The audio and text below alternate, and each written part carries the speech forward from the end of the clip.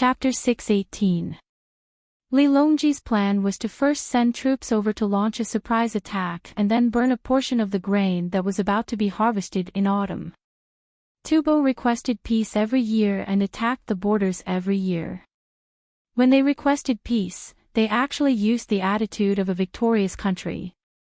Naturally, they wouldn't allow Great Tang to give them anything.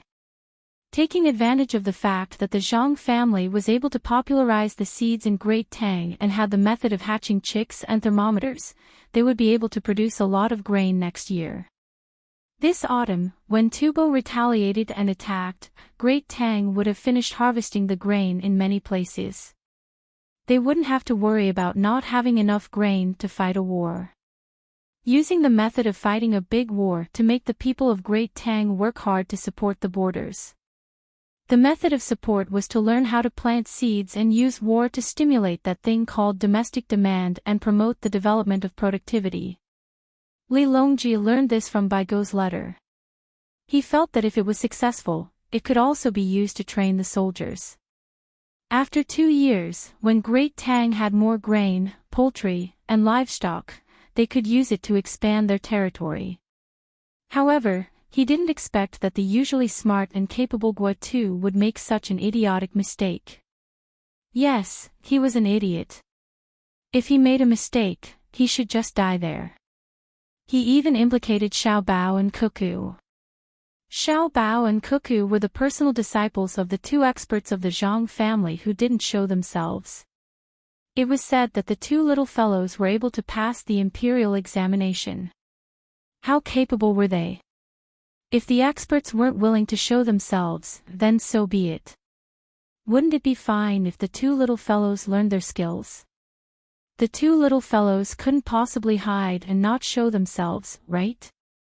Regardless of whether it was for their own use or for their children or grandchildren, it would be fine.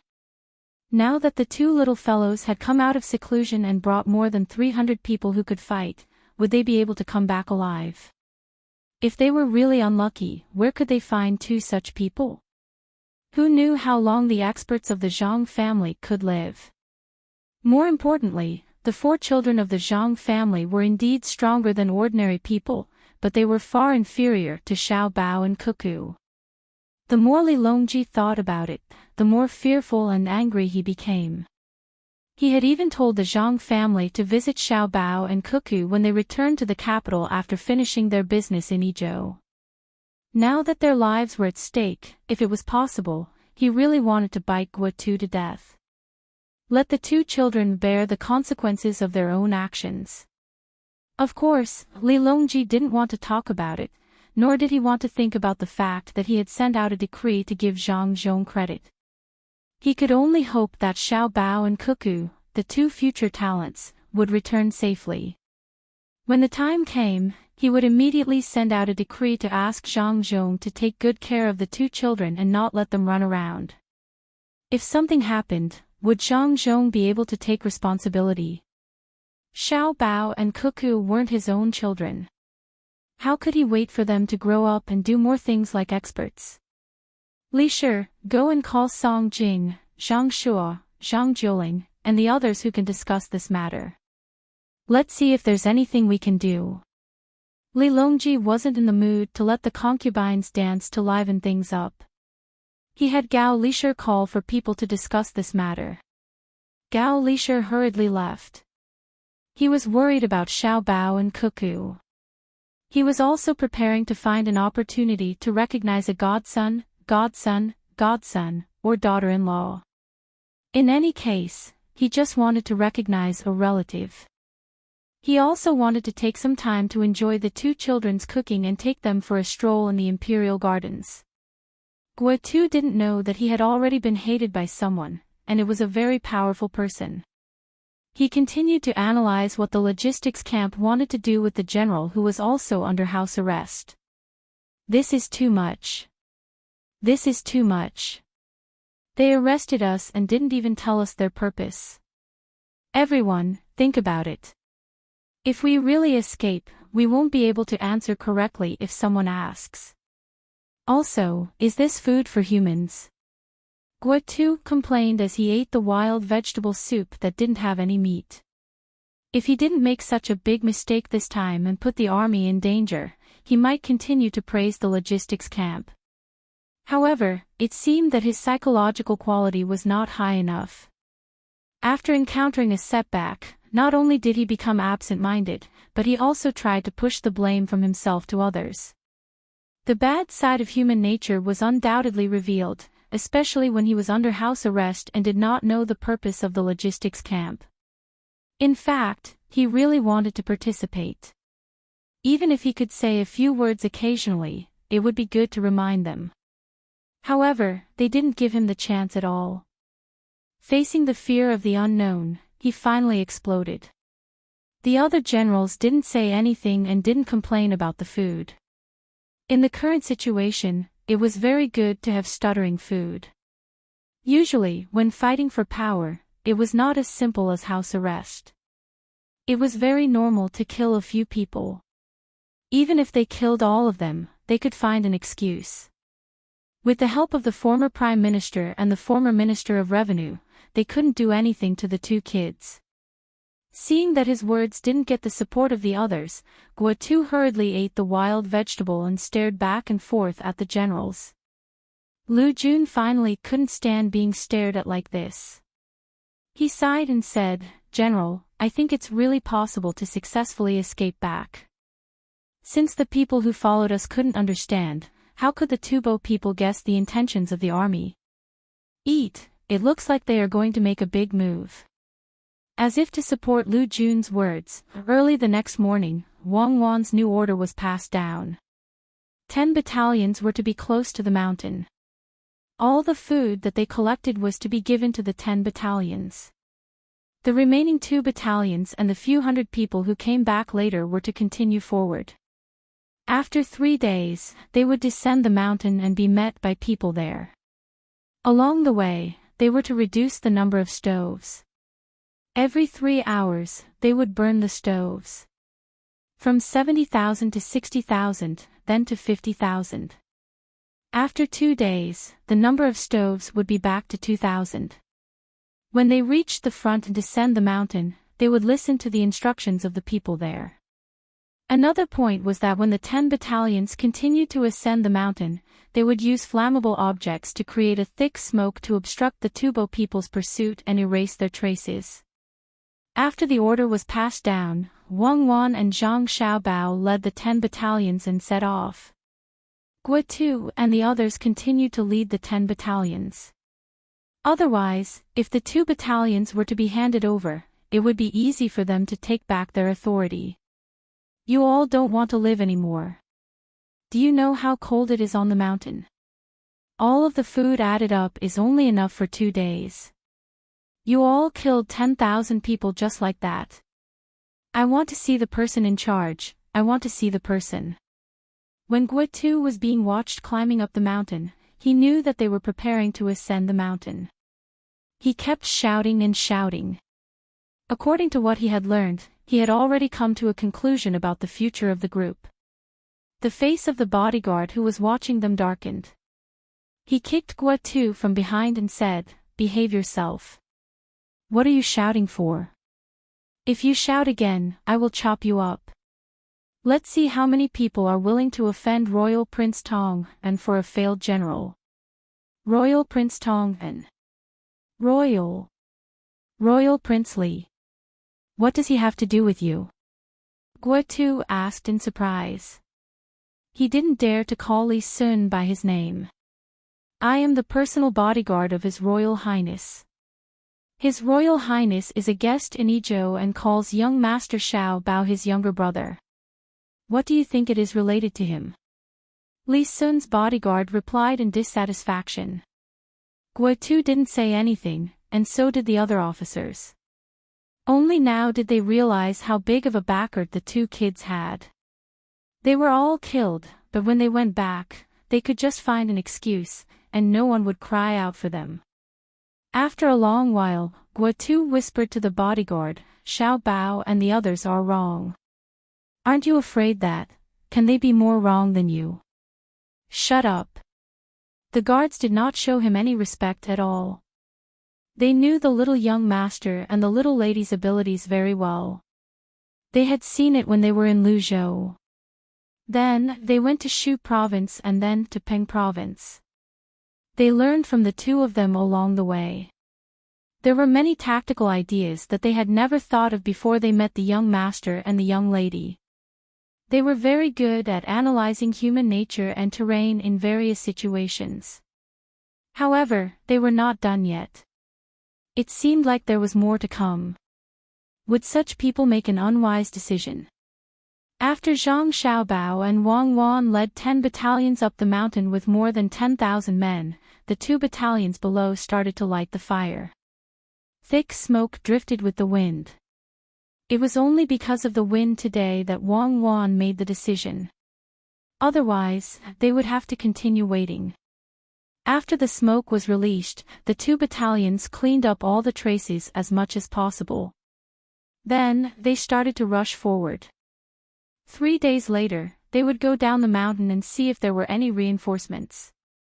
The Tubo people were almost catching up, but they had to slow down. Their generals were also afraid of falling into an ambush. First, they observed the campsites. Day by day, they increased the number of campsites. They could not figure out what was going on. Could it be that reinforcements had arrived? Then they should be fighting with them. They only increased the number of campsites but did not fight. Were they trying to set up an ambush? There was no need to be afraid. They just had to be careful. It was easy to mobilize troops in their own territory. However, the problem was that from the footprints left behind, the number of people was not fixed. Sometimes, there were more than 10,000 people. Sometimes, there were more than 1,000 people. Sometimes, there were more than 6,000 people. When there were fewer people, what did the people do? Did reinforcements come and follow them for a while and then hide? Or did the people in the army make some arrangements? There must be something wrong with increasing the number of people. As the saying goes, all is fair in war. To chase or not to chase, they had to wait for the reinforcements. Hiss. This was not easy to handle. Tatatatu was the leader of the 10,000 men in the headquarters. This time, he led 20,000 men. If it was in the past, he could have more men. He had 2 Yuhuan's men to help him. Now that he had no more men, he could only use his own men to fight. He thought of himself as a capable general. He was literate and had read a few military books. Usually, he led his own men to guard the front line of Jinchuan. He felt that he knew a lot about war, especially all kinds of strategies. He had memorized them. When he saw the situation in front of him, the first thing that came to his mind was that all is fair in war. As the saying goes, what is true is false, and what is false is true. However, he could not tell whether the other party was lying or not.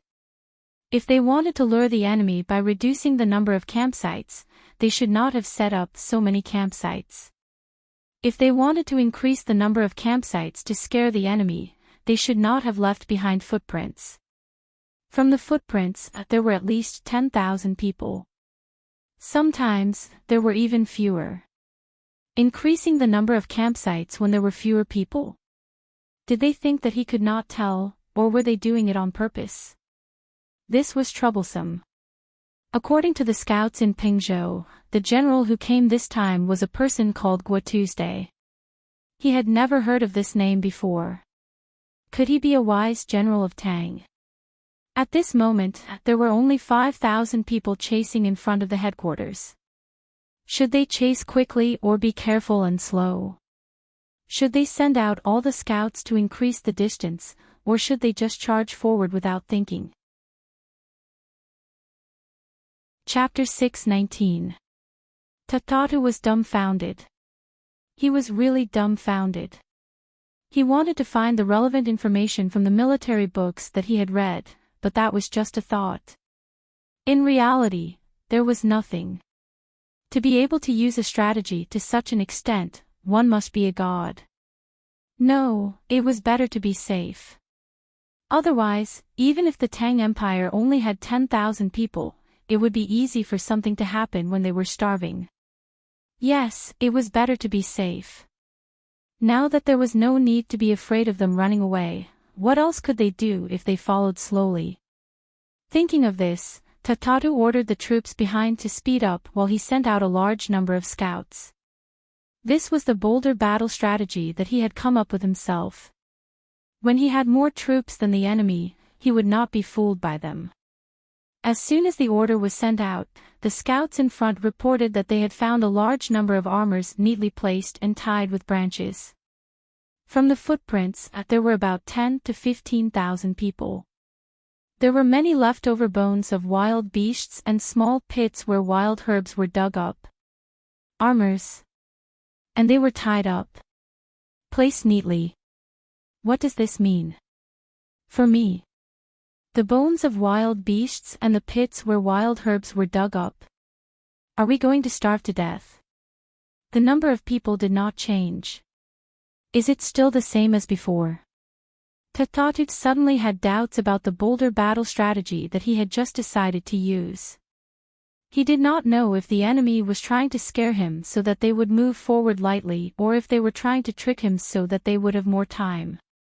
The crux of the problem was whether to chase after them or not. This feeling was very uncomfortable.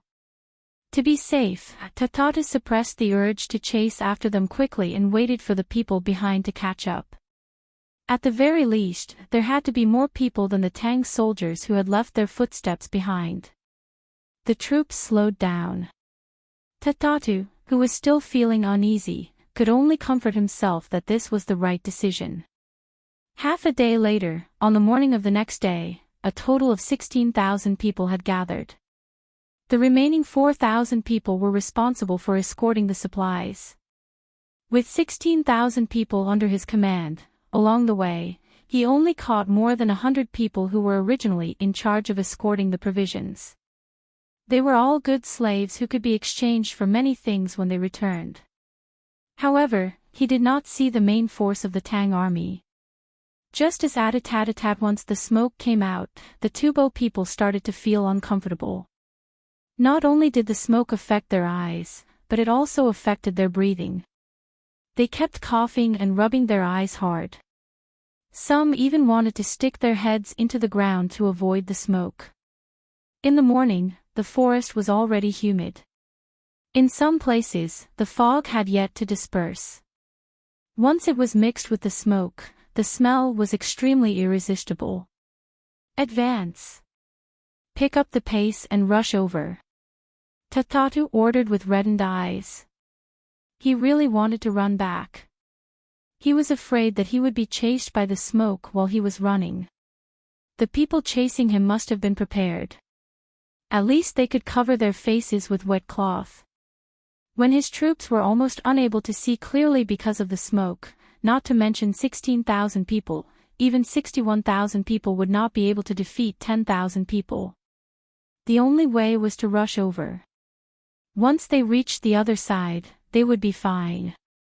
Judging from the thick smoke, they should not be too far away. They could only face it head-on and could not retreat. The 16,000 troops rushed forward under his command. The further they went, the more uncomfortable they felt. Some people were smart enough to wet their clothes with their urine. Everyone followed suit. In the end, Tatatu also used the water in his water bag to cover his mouth. However, the others did not dare to follow suit.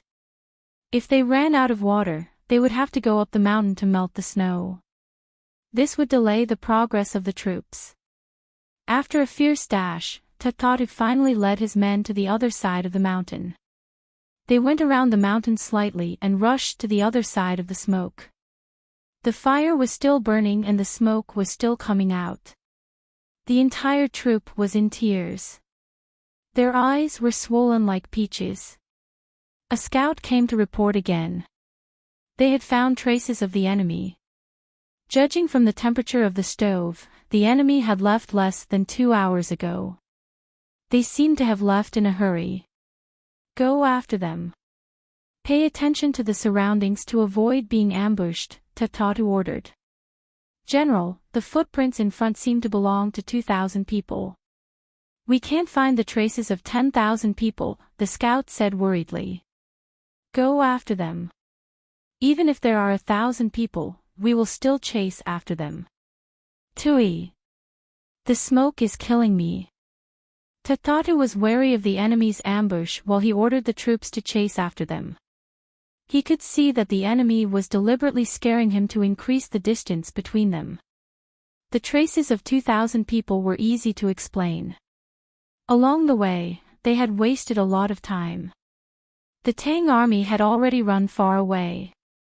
The people in front had left first, and the people behind to set up the smoke were left to clean up the traces.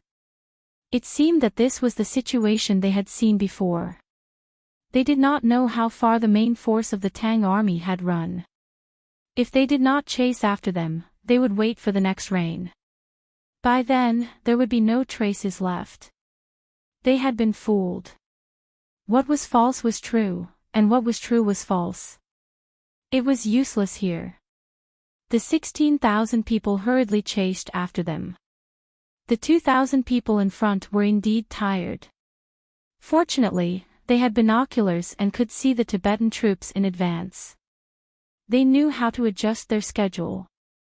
When the 16,000 Tibetans were chasing after the 2,000 people, there was a troop on top of the mountain moving in the opposite direction. They were advancing at full speed.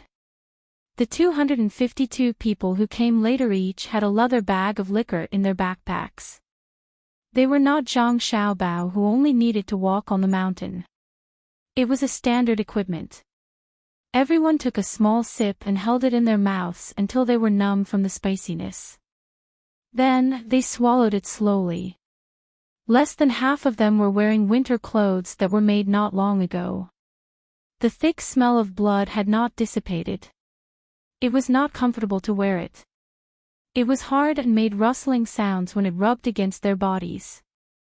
Zhang Xiaobao and Wang Wan did not have any blankets in their backpacks at this time. Those things took up too much space. It was okay to trick Li Sun, but it was not okay to do it for real. Xiaobao, you finally gave me a chance. The enemy's general is so stupid. He did not see through such a simple arrangement, Wang Wan said to Zhang Xiaobao who was beside her as she followed the troops forward.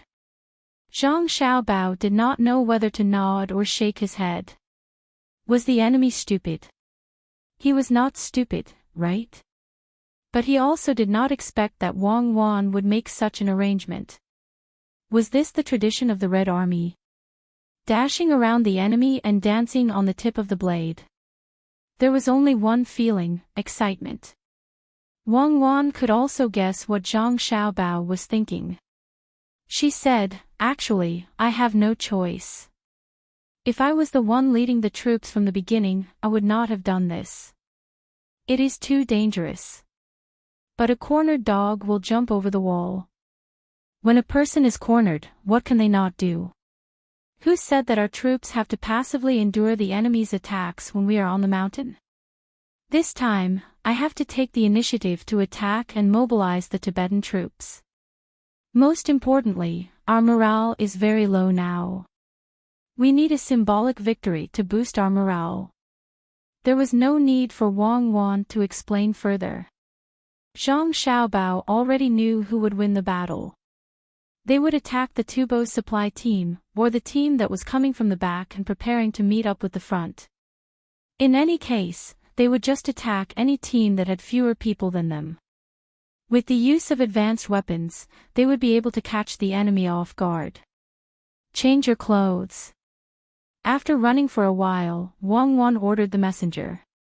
The people who were wearing winter clothes were to take off their clothes and give them to others to prevent non-combat casualties. Guotu and the other officers also ran. Li Sun's guards were watching them. If anything went wrong, they would be killed without question. In fact, there was no need for others to watch them. Guotu and the others were very clear about what the logistics camp wanted to do. They had used binoculars to see the Tibetan troops pass by below. At that time, they were so scared that they broke out in a cold sweat. But in the end, they were not discovered. The enemy scouts were only a few dozen steps away from here. At that time, the people on their side were all lying on the ground, not daring to move at all. This was all thanks to the binoculars. Guo looked at the binoculars in his hand and could not say anything against it. They had such a good thing, but they did not make full use of it. Look at the logistics camp, they used all of their resources. After advancing for another 2 hours, it was time for the troops to rest. Guo and the other officers who usually practiced martial arts did not have anything to do. Every one of them was very energetic. The officer took a pair of binoculars and looked down. He said to the other officers, "This is the true use of the clairvoyance.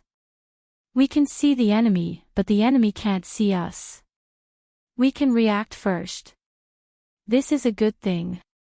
I hope that the commanders of the 3 camps who were escorting the provisions have smashed the clairvoyance in their hands when they met with danger.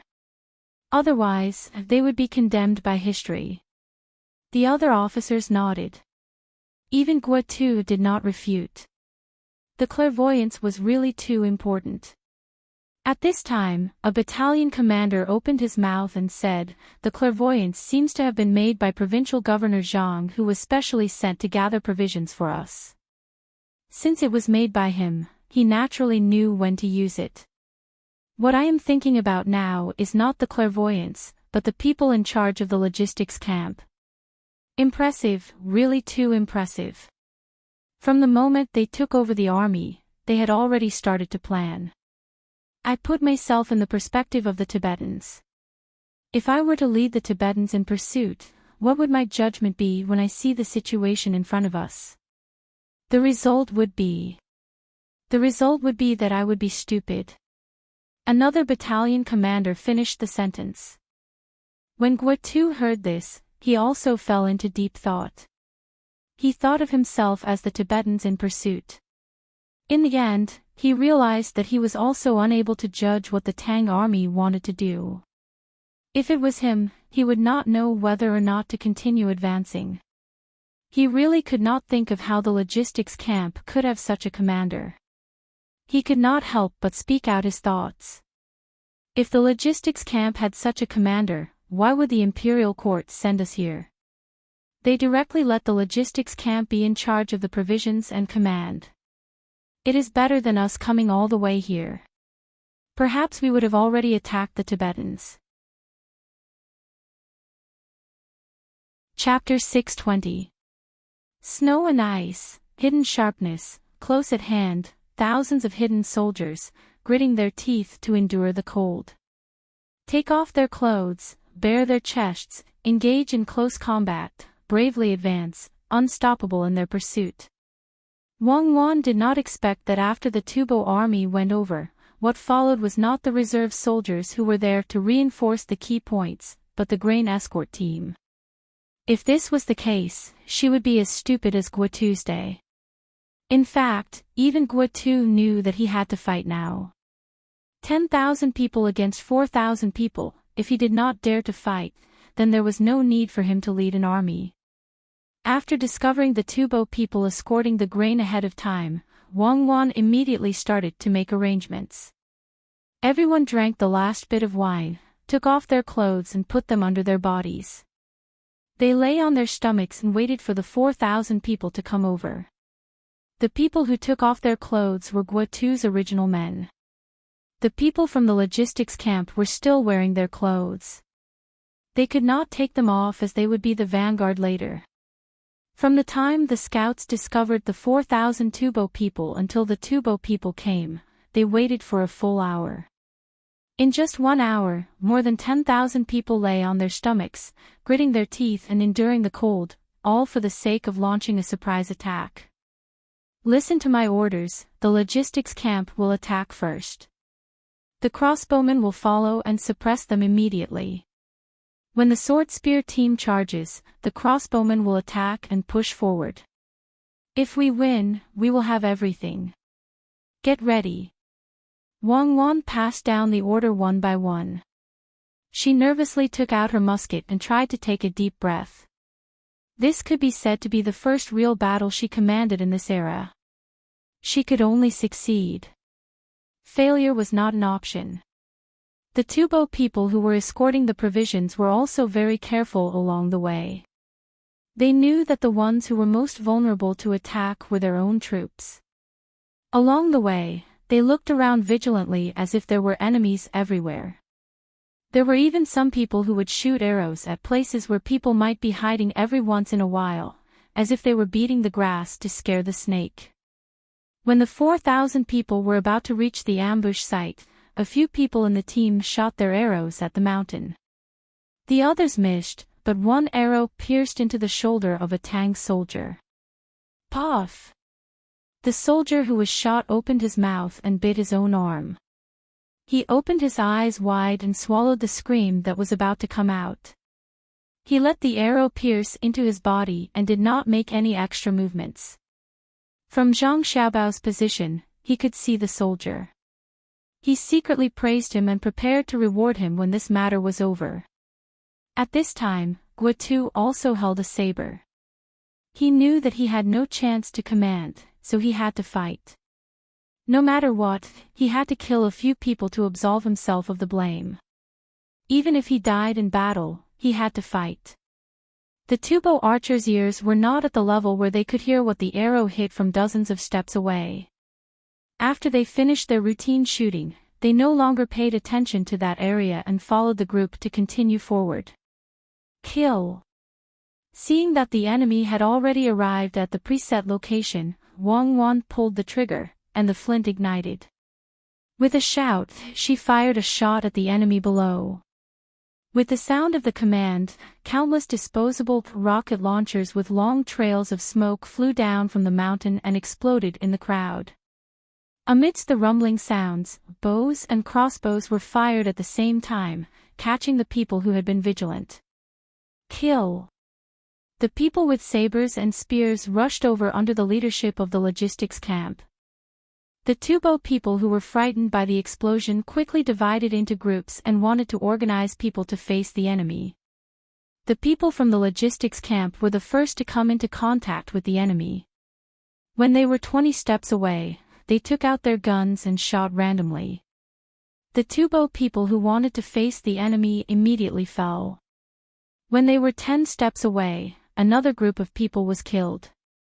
The people from the protection team held a slow match in one hand and threw grenades into the crowd with the other. The Tubo people were not lacking in bravery, but they had never seen such a weapon before. They were beaten silly in just a single exchange. The rumbling sounds were like thunder. Countless topless people ran down from the mountain, holding broadswords or spears in their hands. They were shouting loudly as they charged towards the Tubo people. In just a short moment, 500 to 600 Tubo people were killed. When they realized that it was the Tang army, it was too late to fight back. The Tang soldiers who did not have anything to protect themselves had already lost the idea of dodging and fighting back. There was only one thought in their mind, which was to attack and attack again. Zhang Xiaobao held a gun and stood beside Wang Wan to protect her. He vigilantly observed the situation on the battlefield to prevent Wang Wan from being hit by the stray arrows. Blow the signal to the logistics camp. The first camp to the left, the second camp to penetrate the enemy. The crossbowmen are free to scatter. The strong archers are ready. The scouts are to look for the enemy commander and kill him. The seventh camp, move out. Don't care about the battle, go to the back of the enemy. Quick, start running. The eighth camp, support the middle. Don't fight too long, quickly split up and surround the enemy. Fire the remaining 10 camps. Fire the remaining 10 camps. As Wang Wan passed down her orders, all kinds of bugles sounded in the sky above the battlefield. Other than the 9th camp that stayed by Wang Wan's side, the remaining 9 camps had all entered the battlefield. Wang Wan held the binoculars and gave orders from time to time. She was in charge of the overall situation. Order the 4th camp to retreat. The 5th camp to the right. The crossbowmen are to abandon their bows and engage in close combat. Reinforce the 4th camp. The scouts are to coordinate with the strong archers to kill the enemy's valiant soldiers. The 1st, 2nd, and 3rd teams of the 9th camp are to press forward with their spears. Pull the formation horizontally and stabilize. The Tibetan soldiers on the battlefield had already lost their commander and were fighting for themselves. As Wang Wan passed down her orders, the 3 teams of the 9th camp, which had close to 600 people, pulled the formation horizontally and stepped forward with their spears. They allowed the people who wanted to be the last to fight to the death to charge forward without breaking the formation. They gave people the feeling that they were as immovable as a mountain, suppressing the enemy in terms of momentum. Under Wang Wan's command from above, the Tubo soldiers were quickly separated and surrounded in panic. The Tubo soldiers, who were already small in number, were ambushed and could only run around randomly. It was as if they were surrounded by enemies. For the first time, those who were wearing armor realized that armor was a burden in a battle in the mountains and jungles. The people who were standing on the flat ground were better off. The Tibetan soldiers who were fighting on the slanted ground had to maintain their balance. There were people attacking them from all directions, making it impossible for them to coordinate with their own people. Those who can speak the Tibetan language, shout out. Those who surrender will be spared. Seeing that the battle had become one-sided, Wang Wan heaved a sigh of relief. Following the shouts, the Tibetan soldiers who had already lost their will to fight threw away the weapons in their hands and knelt down to surrender. The remaining people were also killed one after another under the siege of the Tibetan soldiers. The ambush lasted for more than half an hour from the beginning to the end. All of the Tibetan commanders were shot to death. After counting the number of people, out of the 4,000 Tibetan soldiers, 1,000 had surrendered. There were also more than 600 Tang soldiers who had sacrificed their precious lives and could not return to their homeland. Those who are injured, bandage your wounds and bring your clothes back to wear. Take 10 days' worth of food from the Tibetan army provisions and burn the rest. Tie up the surrendered Tibetan soldiers and listen to my orders. Kill them. After the battle, Wang Wan began to prepare. When most of the things were done, he started to kill the 1,000 Tibetan soldiers who had surrendered. He did not take any prisoners. The Tibetan soldiers who knew their fate began to curse the Tang soldiers who did not keep their words. When they surrendered, they said that they would not kill them. In the end, they were unable to escape death. The Tang soldiers did not care about how the Tibetan soldiers scolded them. Once the military order was given, they swung their swords and chopped.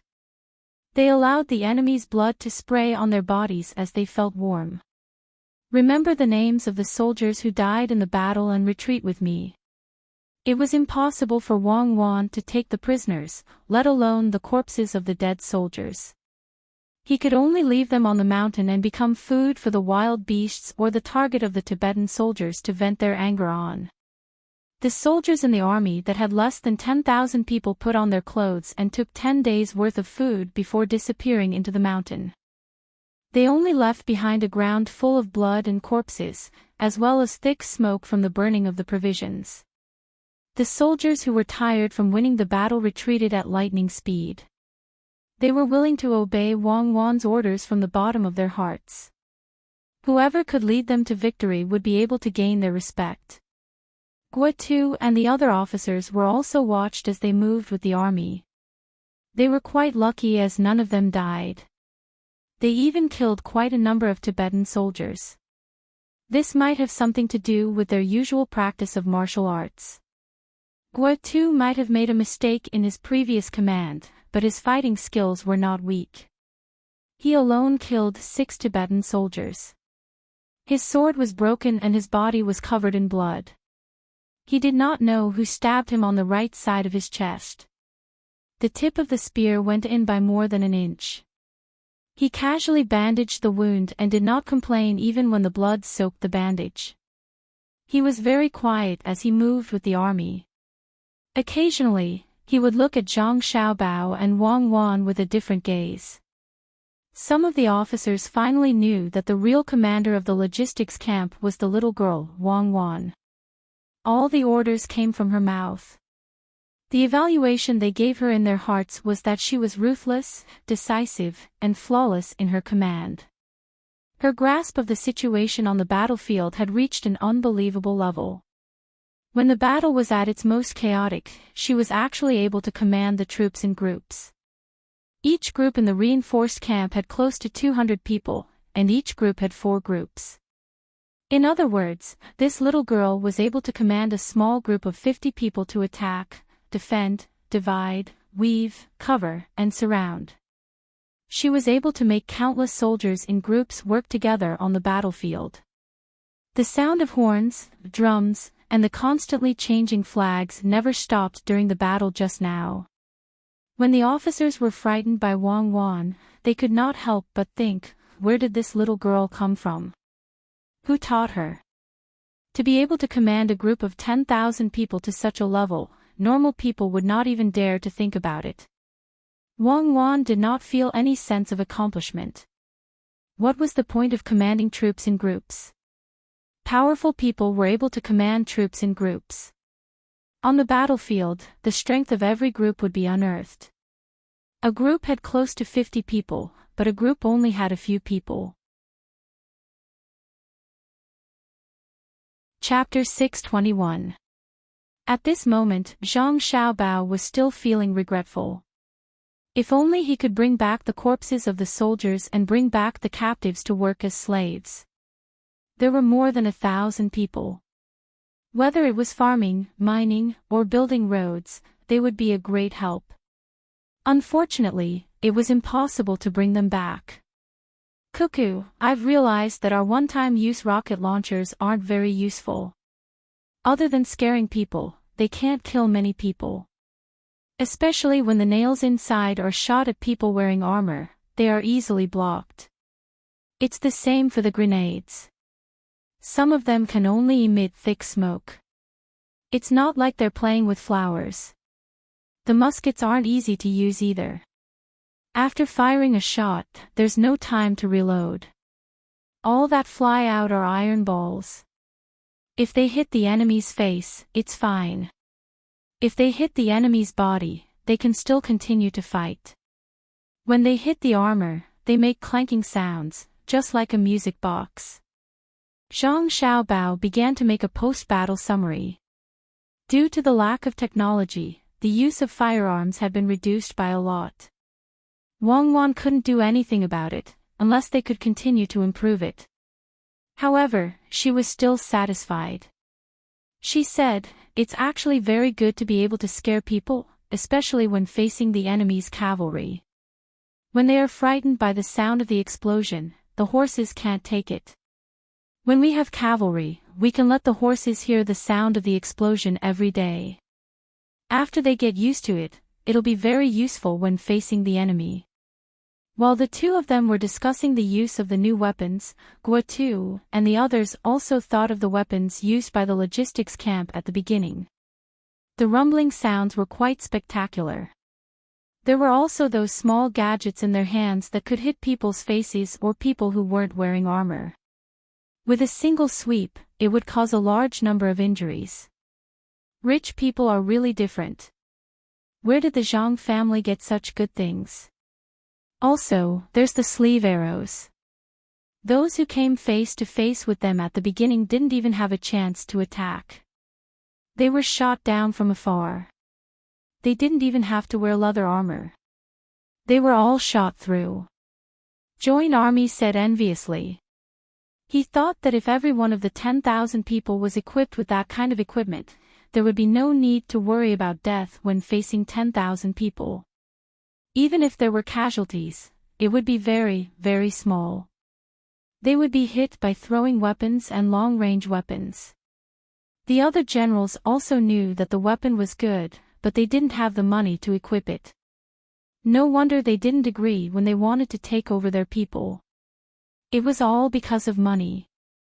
They had a lot of miscellaneous items on them, and the materials used to forge weapons were different.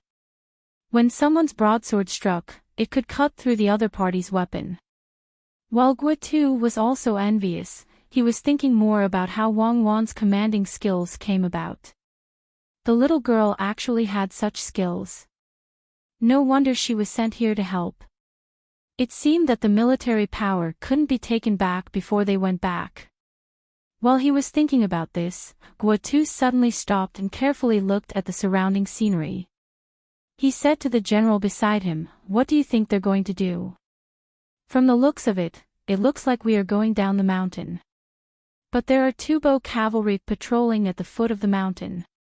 Otherwise, I would have brought people down long ago." All the generals shook their heads. They didn't want to guess what the logistics camp's people were going to do. In the afternoon, the troops suddenly changed direction and went in the direction of the 2,000 people escaping. Without the burden of armor, they put on leggings and hurried. "Don't tell me they want to go down the mountain and go up the mountain again?" Guo asked in surprise when he saw the troops change direction. This was too risky. They had just gone down the mountain, and now they wanted to go back. They were too bold. Were they afraid that the other party wouldn't be able to find them? "Quick, quick, keep up. Those who are injured, walk slowly at the back. Don't worry, those who can still fight, run forward." Wang Wan didn't forget to urge the troops when she walked with the troops. Zhang Xiaobao also followed beside Wang Wan. He also didn't understand Wang Wan's plan. He asked while running, "Where are you going to take the troops?" "Of course it's going to the battlefield. If the army doesn't go to war, do you think it's going to be farming? I'm betting that the other party will give us a chance." Wang Wan wiped her sweat and said to Zhang Xiaobao. Then she didn't say anything. She had to conserve her energy as much as possible. She couldn't let others carry her while running.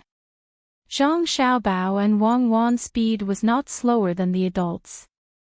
The logistics camp's people were already used to the young master and young lady's inhuman abilities, but the people Guo brought had never seen before. The people who were running next to them looked at Zhang Xiaobao and Wang Wan with a complicated expression. It was these two brats who had infiltrated deep into Tubo and delivered a few days' worth of supplies to them. It was also these two brats who had taken over the military authority and led them to boldly infiltrate and successfully ambush Tubo's logistics team. The little lass's superb command had saved a lot of lives on their side. Who would have thought that when they were forced to march, they didn't need anyone's help at all? They could run at the same speed. Beautiful faces, cute smiles, decisive thoughts, ruthless methods, and unswerving character actually appeared in these two children. This was the son of Governor Zhang Zhong, who was very good at making money. How did he give birth to his son? How did he raise him? Normally, a child of his age would be so tired that he would cry for his mother after running for such a long time in the mountains, let alone being able to lead the support of the logistics camp and command the army. If the two kids could do this, it would be embarrassing if he couldn't keep up. The opportunity that Wang Wan wanted was given to her by Tatatu. When the scout returned and told him what happened, at all 4,000 were dead. Even the provisions were burned. Did the Tang army do this? The scout who came back to report nodded and replied carefully, "Yes, I saw the corpses of the Tang army. There were about 600 of them. The rest were all corpses of our soldiers. The blood flowed like a river. After looking for traces, they rushed down from the mountains. They should be on the opposite side of us. They killed 4,000 people at the cost of 600. When did the Tang army become so powerful? Could it be the elite Tang army of Mo Dao Qingwei? Tatatu muttered the death count of both sides and trembled. He knew what the most powerful team of the Tang army was. The Mo Dao Qingwei was not a battalion, but a battalion was invincible. After he finished speaking, he shook his head. It was impossible. The strength of the Mo Dao Qing Wei was that their long swords were like a forest, advancing steadily. They could not play their role in the mountains. They were suitable for fighting against cavalry on the plains. When they held their swords and made a sudden movement, no one could stop them. But when they were on the mountains, they were waiting for death. He thought about the scouts' words again and suddenly said, I understand. Their actions in front deliberately made our army suspicious so that they did not dare to rush up to kill. If I had rushed up at that time, it seemed that both sides would have suffered losses. Or they would have thought of ways to continue to escape. If they had released smoke again, it seemed that I would not have gained any advantage. They did not want to kill too many people. Smoke, smoke, I see. The smoke was not to smoke our army, but to cover them going up the mountain. In this case, the 2,000 people running in front were really 2,000 people. Their main force passed by us on the mountain and ambushed our logistics. Titayade had figured it out, but he also knew that it would not make any difference to the outcome. However, he still felt that something was not right. If Guotu was really that powerful, how could his logistics team have been defeated by him? How could such a commander make such a mistake? Who was it? Who was the commander of the Tang army? Just as Tatatu was trying to figure out the opponent, a team of scouts came from the foot of the mountain. They belonged to another Tubo team. They came to report and at the same time, asked about the situation here. After the people came down the mountain and reported the recent situation, Tatatu exclaimed, What? The people's villages that led to here were all massacred? Pingzhou sent a logistics camp to support Guotu. The reason why Guotu's team was able to arrive here so quickly in such an environment was because of this logistics camp. The people who came over said the recent news. They had spies in Pingzhou. When Guotu came out, the spies did not have time to react. When Zhang Xiaobao and Wang Wan led the logistics camp out, the spies could not delay any longer. But Pingzhou cooperated with Zhang Xiaobao and Wang Wan to seal the entrance. It was not easy for the spies to get the news out. At this time, the villages that were massacred were also discovered by the Tubo people. When the two sides were connected, they immediately knew who did it. The logistics camp in Idyll, the Zhang family of Between the Clouds and the Water in Sanshui County. They were the ones who ruined a big plan on their side. Now, they appeared again. After thinking about how Zhang Zhong was demoted to be the provincial governor and how the Zhang family bought a lot of food here and organized a team of mules, they understood the situation better. It turned out that they did not want to be discovered and let the Zhang family collect the food. At first, when they knew that Zhang Zhong was demoted, they were happy. Now, they knew that he did not lose favor, but was put in the most important place to deal with them. The Zhang family's team was the last trump card of the Tang army. Damn it, no wonder I always felt that something was wrong. It turned out that the people were changed. Thinking about it, how could Guotu have the guts to fight against me? How could he set up a puzzle that made people not dare to move? In this case, the person who is commanding the Tang army now is the Zhang family. Damn it, the most powerful person was put in the logistics camp. I can't blame myself for losing this game. I don't know my enemy well. Tatatayatu felt much better.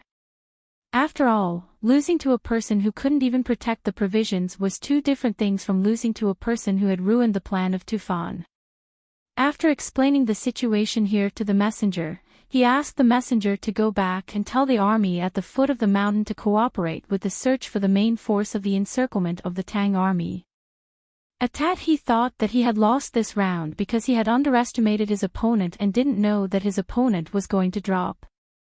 But now that he was taking it seriously, it was different. Pass on my order. 3,000 people will continue to pursue the 2,000 Tang deserters. The rest will follow me back to pursue the main force of the Tang army. The troops split up at once. The 13,000 men left quickly under Tatata's lead. He thought that the Tang army must have gotten some supplies after the sneak attack. They wanted to leave the battlefield quickly and go back to Pingzhou. He would be able to chase after them from behind. As for the 2,000 men who helped to hide their tracks and release smoke, they probably did not have any supplies left. If the 3,000 men chased after them, they would be exhausted and could win. 3 hours after Tatata chased after them, the 3,000 Tibetan soldiers who were following behind the 2,000 Tang soldiers gave Wang Wan a chance when they were resting at night. When the people who escaped found Tatatu the next afternoon, the main force of the Tang army had disappeared in the vast Jinchuan. There were 2,500 to 600 Tibetan corpses left at the place where they disappeared. Tatatu, who wanted to chase after the Tang army, was so scared that he didn't know if he should continue to chase after them from behind the mountain. He only had 13,000 men now, and the Tang army had lost less than 1,000 men in 2 battles. The difference in the number of men was not too big. Moreover, the Tang army had a ghostly commander. If he chased after them, he might even kill himself. But if he didn't chase after them, he would lose 7,000 men for nothing. He wouldn't have a good time even if he went back. I'll send a message to ask for reinforcements. I'll fight with the main force of the Tang army.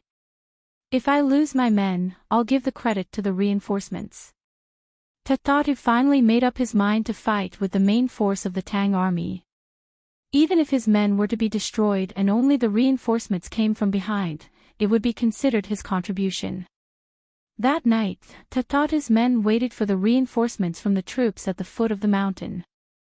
They set off in the night and chased after the main force of the Tang army. A group of men below also issued orders for the 3 10,000-men teams to send 2,000 men each to go up the mountain as reinforcements. It would be best if they could hurry up and catch up with Tatatu's team. 2 days later, Tatatu, who still hadn't found the main force of the Tang army, received new news. The 3 reinforcements were defeated by the main force of the Tang army one by one. The location was where the first 4,000 men were killed. At the same time, Tatata knew where the main force of the Tang army was. How did it go? It turned out that it passed by his troops on the mountain and went around in a big circle. Furthermore, it went down the mountain and ambushed a 1,000-man team that was escorting the provisions here. Then, it disappeared again. Logistics Camp, Idyll Logistics Camp, Zhangzhong, between the clouds and the water. Tatata didn't lead his troops to chase after them again. He was afraid that something would go wrong if he chased after them. He was especially afraid that the Tang army would always play the game of going up and down. How could he find them in such a vast river? He had to think about it carefully. He didn't want to be confused by others. So, he just lay in the camp and looked at the stars in the night sky. While tat-a-tat-tat-a-tat, the last 3 ambushes were well done. Nearly 10,000 men attacked 2,000 people who let down their guard each time. After killing 3 teams in a row, there were only slightly more than 9,000 people left. Wang Wan didn't expect to be able to kill 3 teams. He planned to come back and have a good rest before thinking about the next move. However, the scouts found the people on the mountain ahead of time. It was still 2,000 people. So, he killed them. After asking for information, he found out that there were 2 more teams and killed them all in one go. On the battlefield, luck is also a part of strength. Don't underestimate it. Of course, there aren't many situations where victory is based on luck. You have to find your own opportunities. The essence of mobile warfare is to divert the enemy while moving. Think of what the enemy can't think of. Don't always rely on luck. Excellent command is the guarantee of life and death. As long as you use the knowledge I teach you flexibly and don't stick to the dogma of books, you can escape unscathed even if you are unlucky. Opportunities are everywhere for people with strength. Zhang Yu, take your small team to do map practice. Give me the record later. Wang Wan taught everyone in a temporary house made of branches. The military map of Jinchuan was hanging on the wall. Wang Wan needed to tell everyone her thoughts about the command and her hesitation so that they could judge. If it were them, how would they deal with it? When Zhang Yu took people to do map practice, Wang Wan began to talk about the tactical application of small troops under the constraints of the terrain. Zhang Yu and the others had learned this before, so they didn't need to learn it again. Although every time she talked about the same content, Wang Wan would add new things she summed up. Guo Tu and the other generals who were under house arrest were also allowed to listen. The more they listened, the more frightened they were. The more they listened, the more afraid they were of Wang Wan. Especially when Wang Wan was talking about her mentality in these few battles, she was very honest about her fear, hesitation, and gambling-like emotions in her heart, and made corresponding criticisms, opinions, and suggestions for her own behavior. This kind of mentality that faced one's own weakness was the most admirable. Which ordinary person would tell such a thing to others and criticize it so mercilessly? As long as I win, I'll be the most powerful. But this little girl could face it bravely, dared to bear her own responsibilities, and could wake up at any time and correct her mistakes at any time. In the hearts of Guo Tu and the other generals, a new generation of famous generals was slowly rising. Such a serious attitude and so many strategic and tactical thoughts were all concentrated on the little girl. Such a person would not be doubted even if he won 100 battles. He had no weaknesses. If one were to say that this little girl's adventurous command could be seen in the past few days of operations, then the content of her current lecture was to tell people to try their best not to think about taking risks unless there was no other choice. If they could defeat the enemy in a direct battle, then they should not always think about how to take advantage of the situation. That kind of victory would not last long, and that kind of general would not be qualified. After the lecture, when Wang Wan and Zhang Xiaobao went to guide Zhang Yu's team, Guo Tu and the others didn't want to rest at all. They had been attracted by the content of Wang Wan and Zhang Xiaobao's lectures in the class and were comprehending it through a comprehensive study, hoping that they could be as powerful as them in the future. No wonder His Majesty transferred Zhang Zhong to Yingzhou. It turns out that this is his plan. I will never forget in my life that there is a place called Yingzhou where a logistics camp once appeared. In the name of logistics, they reinforced the front line and won many battles. People had to look up to them. Two little guys casually sent there could lead the troops to victory. Their foundation was so profound that no one could compare with it. When Shenjun thought about it, he looked up at the sky and sighed with emotion. No one refuted him. They all lowered their heads and pondered, or looked up at the stars and the moon, as if the mysterious starry sky was the little girl. When I go back, I won't talk about my sand table practice with others anymore. Don't mention it, either. I'll fall out with whoever mentions it. That's scolding me. When I go back, I'll go to the game room between the clouds and the water in Sanshui County and play war games with them. Who taught the little girl? Guo Tu also spoke. He was beaten by Wang Wan and lost confidence. Looking at the things she taught in the class, he had never touched them before. Every time she talked about a place, she would take out the specific situation of the previous war to prove it, making the profound content easy to understand. What did this mean? This showed that the little girl had already learned this kind of strategy and tactics well. If he had half the ability of the little girl before he met the little girl, he would also proudly face all the opponents. It was impossible for him to criticize himself like the little girl and take out his own shortcomings to be used as a teaching material for others. If what she said in the class was her shortcomings, then this kind of attitude was her merits. She was modest, eager to learn, and could summarize at any time. When a victorious general could put down his pride and self-criticism, it was hard for him not to succeed.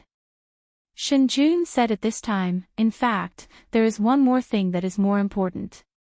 That is, the things that the Zhang family figured out are like fireworks but more powerful than fireworks. Also, they didn't talk about their training methods. Look at the people sent by the logistics camp. I don't believe that Commandery Prince Tang can train such elites. If it was really because of Commandery Prince Tang, his people wouldn't trust the little girl so much. Chapter 622. Guotu and the others couldn't sleep, so they gathered together to discuss the next step of the march. It would be difficult to return directly or take a detour without the support of the people from Pingzhou. They thought that the Zhang family was very powerful, so the two kids they sent were also very powerful. However, they didn't know who the Zhang family sent this time were. They were the lifeblood of the Zhang family and Wang family. They still wanted to learn from the same teacher. When it was almost dawn, Wang Wan ordered the troops to set off. She couldn't wait until dawn as it would be easy to be discovered. She wasn't prepared to achieve any kind of victory immediately. If she deliberately took risks for the sake of victory, the troops would encounter unexpected situations.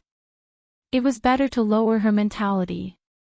What she wanted to do was completely different from what Guotu and the others had guessed. Guotu and the others' biggest wish was to return. As long as they could bring 10,000 people back and kill so many Tubo people, they would be victorious. How could Wang Wan be satisfied? She finally had the opportunity to command, and she felt sorry for herself if she didn't use it to her satisfaction. 10,000 people for her to command wasn't a small number. In the past, during the red and blue battles, she had only commanded 5,000 people at most. Of course, the 5,000 people at that time were harder to command than the 10,000 people now. The opponents were also not comparable to the current Tatatu. When there was a satellite signal connection, the experts could make full use of every flashing symbol on the soldiers.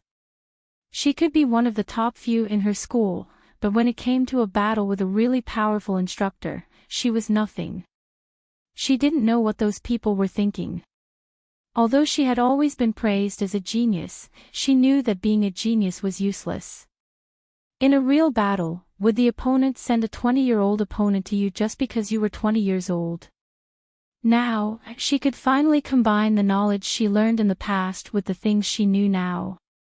She wanted to see what could be done with 10,000 people. Wang Wan's troops carried the wounded and continued to march. She needed to catch up with the 2,000 people in front of her and cooperate with the people from the logistics camp before she could continue to make other arrangements. Otherwise, she wouldn't dare to fight Tatatu's 10,000 people head-on. Even if she could, she wouldn't do it. That was equivalent to sacrificing 800 of her own men to kill 1,000 of the enemy. Tatatu woke up after a night's sleep. Before he went to sleep, he was also thinking about what the Tang army was going to do and what their next step would be. He couldn't figure it out even after he fell asleep. He even had a dream that his team was surrounded by the Tang army. The commander was an old man. He looked good when he smiled, but when he killed his own people, he showed no mercy at all. In fact, he was awakened by the scene in his dream. He opened his eyes in a daze. When he saw that it was dawn, he let out a sigh of relief. He wasn't so scared anymore. His clothes were wet from the cold sweat he had gotten from the night before. It was very uncomfortable. After hurriedly eating something, he suddenly felt very relaxed. 6,000 people had been dealt with, so even if he went back, he should not be punished. The other party was indeed powerful, and was not someone he could compare to. General, what else do we need to do? After serving Tatatu frowned. He didn't know what to do. It was obvious that the main force of the Tang army was not here. Should he lead his men to chase after the 2,000 Tang soldiers? Not to mention whether they could catch up with them, even if they were lucky enough to catch up with them, they would have rested enough. His men were tired from the journey. If they rushed over and killed all 2,000 of them, he would lose at least 4,000 men. He didn't know what the Tang army's clairvoyance was. It seemed that they could always find his men in advance and then set up a trap. He had interrogated the Tang soldiers who were escorting the provisions, but the general did not manage to catch them and committed suicide. In the end, he got a piece of news, that was, the general of the Tang army and above had something called clairvoyance. What was a clairvoyance? From the broken thing at the feet of the Tang army's battalion commander, he knew that there was such a thing. However, he didn't know how it could be seen so far away. He thought that there was no place to sell it even if he wanted to. How could he let people from other countries know about it? The clairvoyance was also made by the Zhang family. Zhang family, Zhang family. Damn it, why did the Zhang family of Sanshui County always make trouble? General. The messenger saw that the general didn't speak for a long time, so he asked again. Tatatu trembled and came out of his thoughts. He thought for a while and said, "Let the troops continue to move forward. Don't worry. Send out the scouts." Yes, scouts. We can only use the method of sacrificing scouts to avoid the ambush of the main force of the Tang army. Tell the scouts to go as far away as possible from today onwards. They must come back every 2 hours. Otherwise, they will be ambushed. Hurry up and go. Sigh. If we send out scouts like this, we will suffer a great loss. As long as we encounter the Tang army, we may not be discovered and kill them. When the troops discover the situation, they will run away again. Let's wait and see. We will decide when the time comes. Tatatu couldn't stop, let alone go back. He could only follow the traces left by the 2,000 people. No matter what, he was still chasing after them. He was worried that he would be ambushed. After following the traces left by the troops in front of him for 2 days, he found more traces. There were at least 15,000 people. This discovery made him worried. From the direction, the other party seemed to be heading north. The desert was in the north. What were they going to do there? 15,000 people. He had 13,000 people. No, he couldn't go up alone. Tatatu thought carefully and asked someone to tell the other troops about this. At this time, he was traveling at the foot of the mountain. This was the trace left behind. He hoped that someone else would go and find it first. In the end, he waited for another 3 days. The cavalry had already circled the mountain a few times, but they didn't find anyone. The other troops wanted Tatatu to go back to the mountain. They suspected that the Tang army had entered the mountain again. Tatatu had no choice but to ask for help. He borrowed 5,000 people. He only dared to go up the mountain when he had 18,000 people. A lot of things could happen in 5 days. The troops led by Wang Wan met up with the logistics camp and the 2,000 people who had left first. They changed their direction slightly, but in general, they continued to head north into the desert. Wang Wan wanted to lure the Tubo people there. She had already prepared everything. In fact, it was Xiao Bao who prepared everything. Zhang Xiaobao couldn't command a large-scale war, but he knew what the army usually needed when it came to strategizing. In order to support Wang Wan, he found everything. Wang Wan really wanted to set up a trap to lure Tatatu's troops into it. However, she was worried that the Tubo cavalry would react too quickly. She could only bear with it and wait for an opportunity. In these 5 days, the spies of the Tang Empire had gathered a lot of information and sent it to Pingzhou. The thing that made them the happiest was that Guotu's main force had met up with the logistics camp in Idyll. From the enemy's information, they found out that the logistics camp in Idyll had the command of the army now. The officials in Pingzhou were very surprised.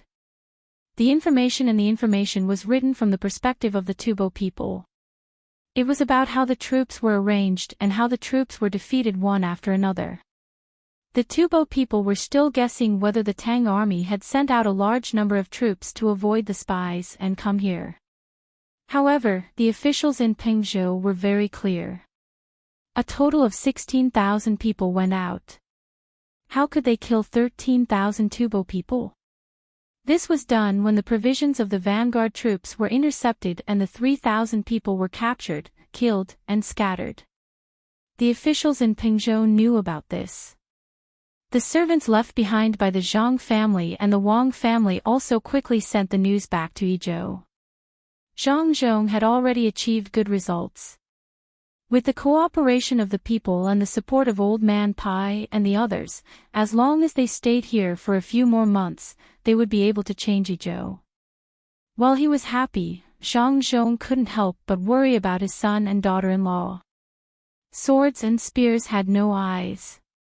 Even if one of them was missing, it would be an unbearable blow to his life. Old Man Pai and the other two were also very irritated. Last night, the military station in the capital sent an urgent message, asking them to bring Xiao Bao and Cuckoo back safely no matter what. That's right, the imperial decree directly wrote the words Xiao Bao and Cuckoo. It seemed very intimate. With Gao Lisher's handwriting and the emperor's seal, it could be seen what kind of attitude the capital had towards the two little fellows. Old Man Pai and the other two were worried and worried. Where did they go? There wasn't even any news. Could it be that they were all wiped out? How were they going to live without the two little fellows in the future? Just as everyone was worried, the news from Pengzhou came. The handwriting on it was very ugly. It should have been written in a hurry. After carefully reading it, Zhang Zhong's mouth revealed a trace of a smile. He continued to busy himself with the people's affairs. He was finally relieved. His son and daughter-in-law were indeed outstanding. And immortals were immortals after all. Wasn't it easy to deal with mortals? So what if there were 15,000 people? So what if they were defeated? As long as immortals took over, it would immediately be different. What was the point of dealing with 13,000 Tubo warriors? It was acceptable to deal with even more. Old Man Pai and the other two didn't know whether they were immortals or not. They read the news from Pengzhou from beginning to end. They rubbed their eyes and read it twice in succession. After confirming that they didn't see wrong, the three old men stared at each other speechlessly. Idyll's logistics camp is now famous. There seems to only be Xiao Bao and Cuckoo there, right? From Zhang Zhong's actions, the experts of the Zhang family should be in Idyll.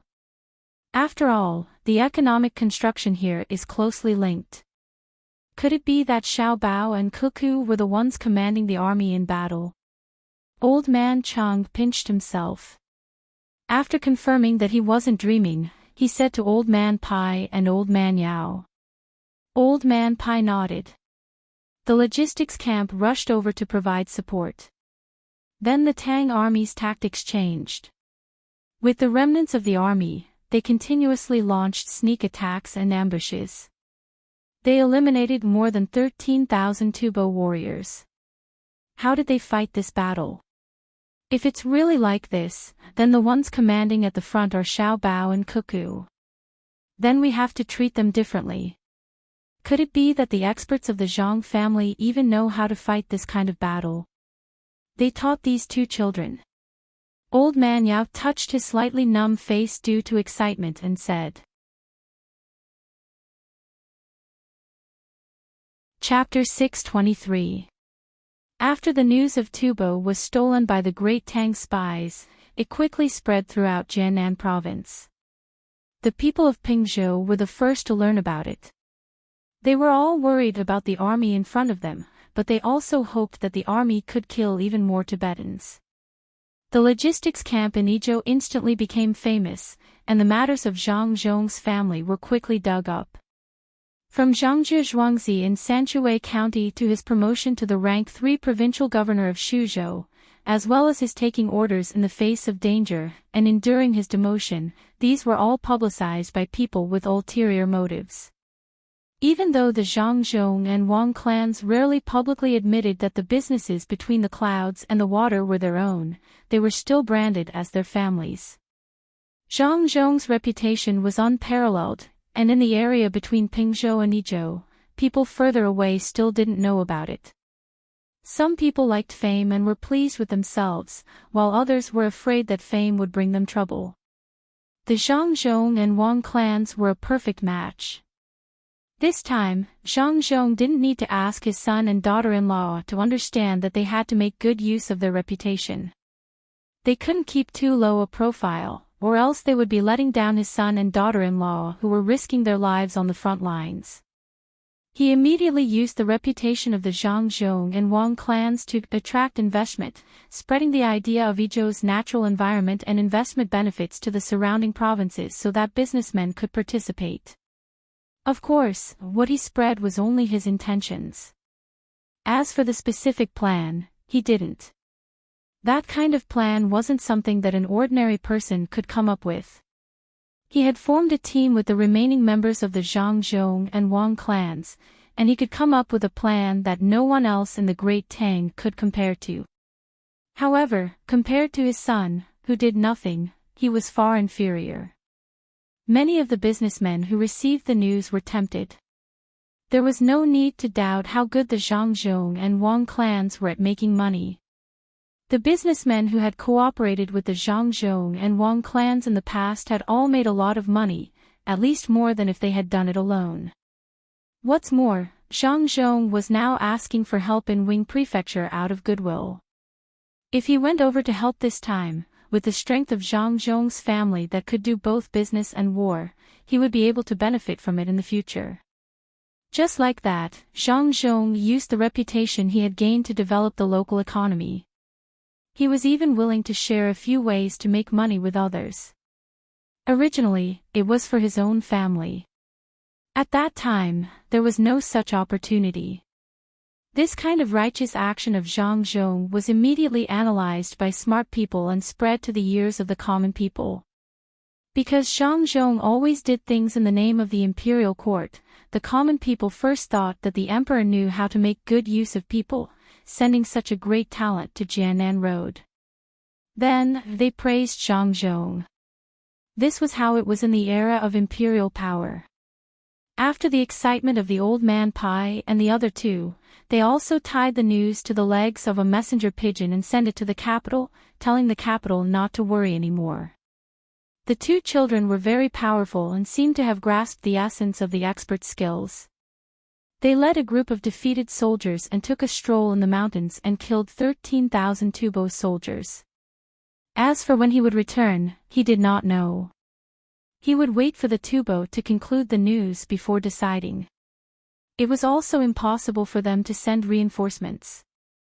He did not know where he was. There was no trace of him, as if he had disappeared. I am puzzled. Don't tell me the two experts of the Zhang family know everything. As for how powerful they are, you can imagine it from the children they taught. This time, I am absolutely right. The experts of the Zhang family did not follow them and stayed in Idyll to teach Zhangzhong. The logistics camp can only be commanded by Xiao Bao and Cuckoo. I don't know which one. Old man Chang did not know much about the affairs of the scholars, but he liked to march and fight. When he thought about the more than 10,000 people running and fighting at the same time, making the Tubo soldiers unable to find their direction, he became excited.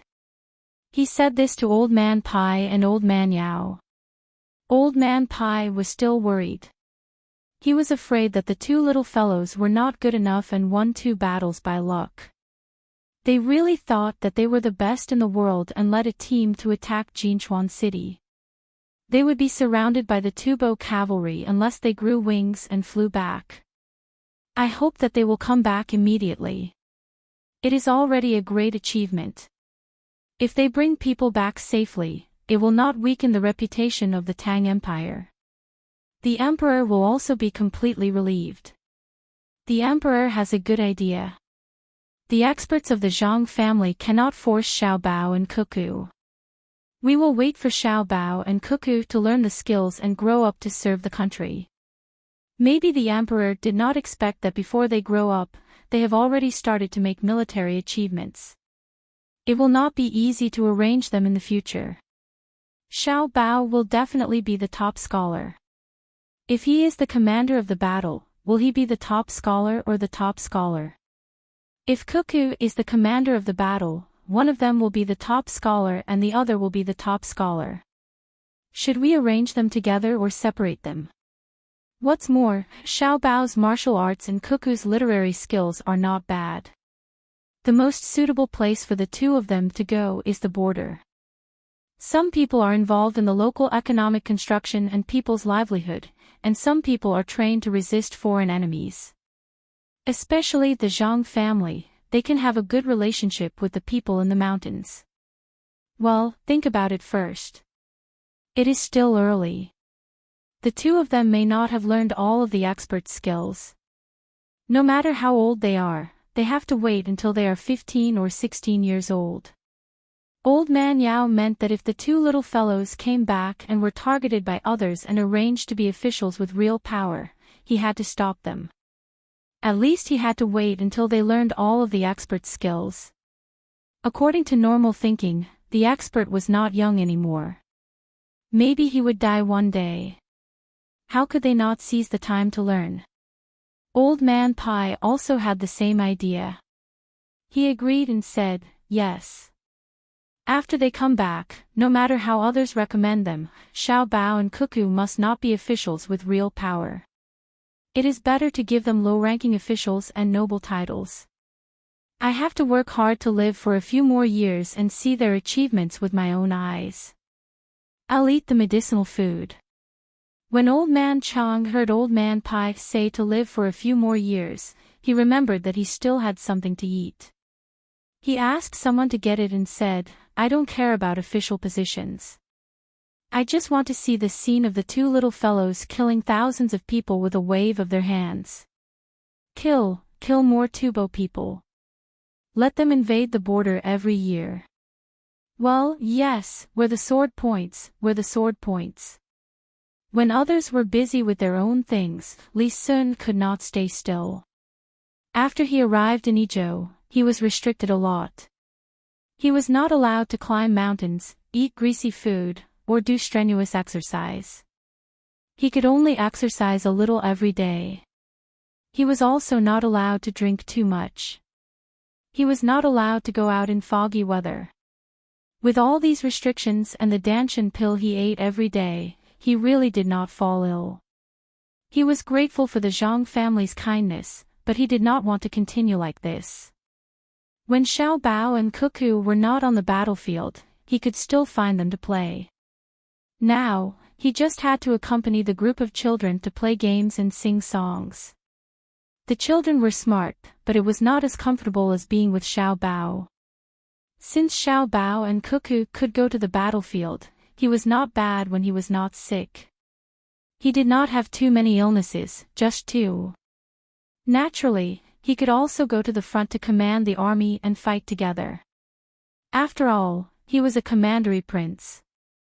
As Li Sun thought about it, he began to organize the troops. In addition to the 200 people he sent, he still had many people. After becoming a commandery prince, he could bring 1,000 to 3,000 people. Now, he had 600 people. Although it was not as good as the 200 people he lent to Zhang Xiaobao and Wang Wan, it was not bad. Li Sun, who wanted to bring people to reinforce Xiaobao and Cuckoo, found a servant of the Zhang family and ordered, "Go and tell my uncle Zhang that I want to support Xiaobao and Cuckoo. I can't let them fight alone. I will bring people to find them and form a triangle with them." The servant who was found was shocked by Li Sun's words. He thought to himself, "You want to support them like this? It is not certain whether you can find them or not. Even if you are lucky and find the young master and the young lady, they will definitely be a burden. Do you have the ability? The young master and the young lady will have to take time out to take care of you. They will just be a burden. The servant respectfully agreed. When he found Zhang Zhong, he told him Li Sun's idea. He also suggested that Li Sun be watched in case something happened. Zhang Zhong naturally could not let Li Sun run around. With his ability, he would be caught if he brought people out. Even if he had 6,000 people, what could he do? When he found Li Sun, Zhang Zhong threatened him. What he meant was, if you want to go out, go back to Tang and County first and come out from there. You can't come out now. Your father and uncle know that you followed me here. If something happens to you, I can't take responsibility. Be obedient and wait for Xiao Bao and Cuckoo to come back to play with you. Otherwise, don't think of following me anywhere else in the future. Li Sun was scared. He did not have any temper. He went to find Lu and the others to play Monopoly. He muttered, I'm not young anymore, I'm not a child anymore. I still have to obediently wait for Xiao Bao and Cuckoo to come back to play with me. I'm also someone who can do big things. The people of the Zhang family also started following him around, afraid that he would suddenly run away. 3 days had passed since the first report from the Tubo spies. The Tubo spies did not manage to find any useful information. More than 10,000 people had disappeared within their borders just like that. No one knew if they were alive or dead. It was very mysterious. The only news that came back was that the Tubo people were under great pressure. The Tang army could not be found in the territory, so they had to increase their military strength. They had already started to recruit soldiers from other places. There was a gap in the supply of food, and the Tubo people were tortured. At this moment, the capital also received the news again. It was still sent by Gao Lishir. Li Longji did not have a good time these few days. If it was a talented adult, he would not be like this. However, the talents of the experts of the Zhang family were not ordinary. The two little fellows were also so cute. When he dreamed at night, he would dream that Xiao Bao and Cuckoo were captured and killed by the Tubo people. When he woke up, he would be covered in sweat. He would feel the comfortable bed that the Zhang family sent him and would not be able to fall asleep for a long time. The officials of the imperial court also felt this kind of oppressive atmosphere. Because of the two little fellows, everyone could not help but take a few more glances at Jianan Road. Since they were 10 months old, they gradually started to understand things. They did not cry or make a fuss. They were obedient, filial, and eager to learn. As long as they were not mentally twisted, they all hoped that they would be able to return safely. Of course, they also hoped that they could have such a child in their family. The morning court had just ended. When Li Longji and a few of his close officials were discussing matters, Gao Lishir hurriedly left and returned. He said to Li Longji, who was not in a good mood but had to discuss matters. Chapter 624. At this moment, Li Longji was discussing with Prime Minister Zhang Shuan Song Jing, who had already been dismissed as Prime Minister, about the newly built canal. Because Li Sun and the Zhang and Wang families had given them a lot of money, the canal had been built quite well, and it had already been connected to more distant places. If the canal was connected before the autumn harvest, they would be able to transport more food from all over the capital when there was insufficient food. When they talked about this, Li Longji was reminded of the Zhang family and his two children, Xiao Bao and Cuckoo. The completion of the canal was obviously a good thing, but it did not put him in a good mood. Zhang Jiuling was not much better than Li Longji. His old housekeeper, who could no longer do anything, was also there. When he was building roads and relay stations back in his hometown, Zhang Zhong, who was the provincial governor of Luzhou, had given him a lot of money to help. He had also given him comfortable furniture and sea-dried goods. Currently, there were 2 beautiful little red fish swimming in the glass fish tank at home. It was almost time for the fish to come out. However, the two children of the Zhang Wang and Zhang Shuo had gone missing with the logistics battalion. Moreover, they had gone missing in Tubo. How could he be at ease? Zhang Shuo and Song Jing had also received a lot of things from the Zhang Wang and Zhang Shuo. Now, every month, they would receive tonics from Huayuan County's Dai Hospital. The four of them were thinking about the children of the Zhang Wang and Zhang Shuo while talking about the canal that was built with money. It would be strange if the atmosphere was good. The canal is done. It's just a little bit away from being connected to the canal. It will be very convenient to use the Zhang family's explosives. The place where the canal crosses the Yellow River needs to be reinforced with cement. You said that the Zhang family had also contributed a lot to the canal, right? That's right. The transportation of food this year will be easier. After the canal is connected, will the two children be able to get out of danger? Before Gao Lisher came in, these were the last words Li Longji said. He was thinking about something else. As he spoke, he brought Xiao Bao and Cuckoo out. Therefore, the four of them looked at each other. They felt it was funny but could not laugh. They could only sigh in their hearts. Gao Lisher ran in with a happy smile on his face, waving the letter he had taken from the pigeon. News from Wing Prefecture.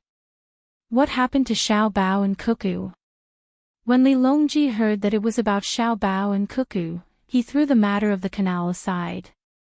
It was not important.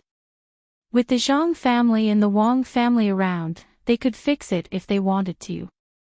If the two kids died, wouldn't the Zhang family and the Wang family go crazy? What would the two experts do if their disciples were gone? Li Longji and the other three could not help but show a nervous expression. Fortunately, when they saw Gao Lisher's unconcealable smile, they felt that it should be good news. The two kids ran around Tubo and came back in fright. They were not caught.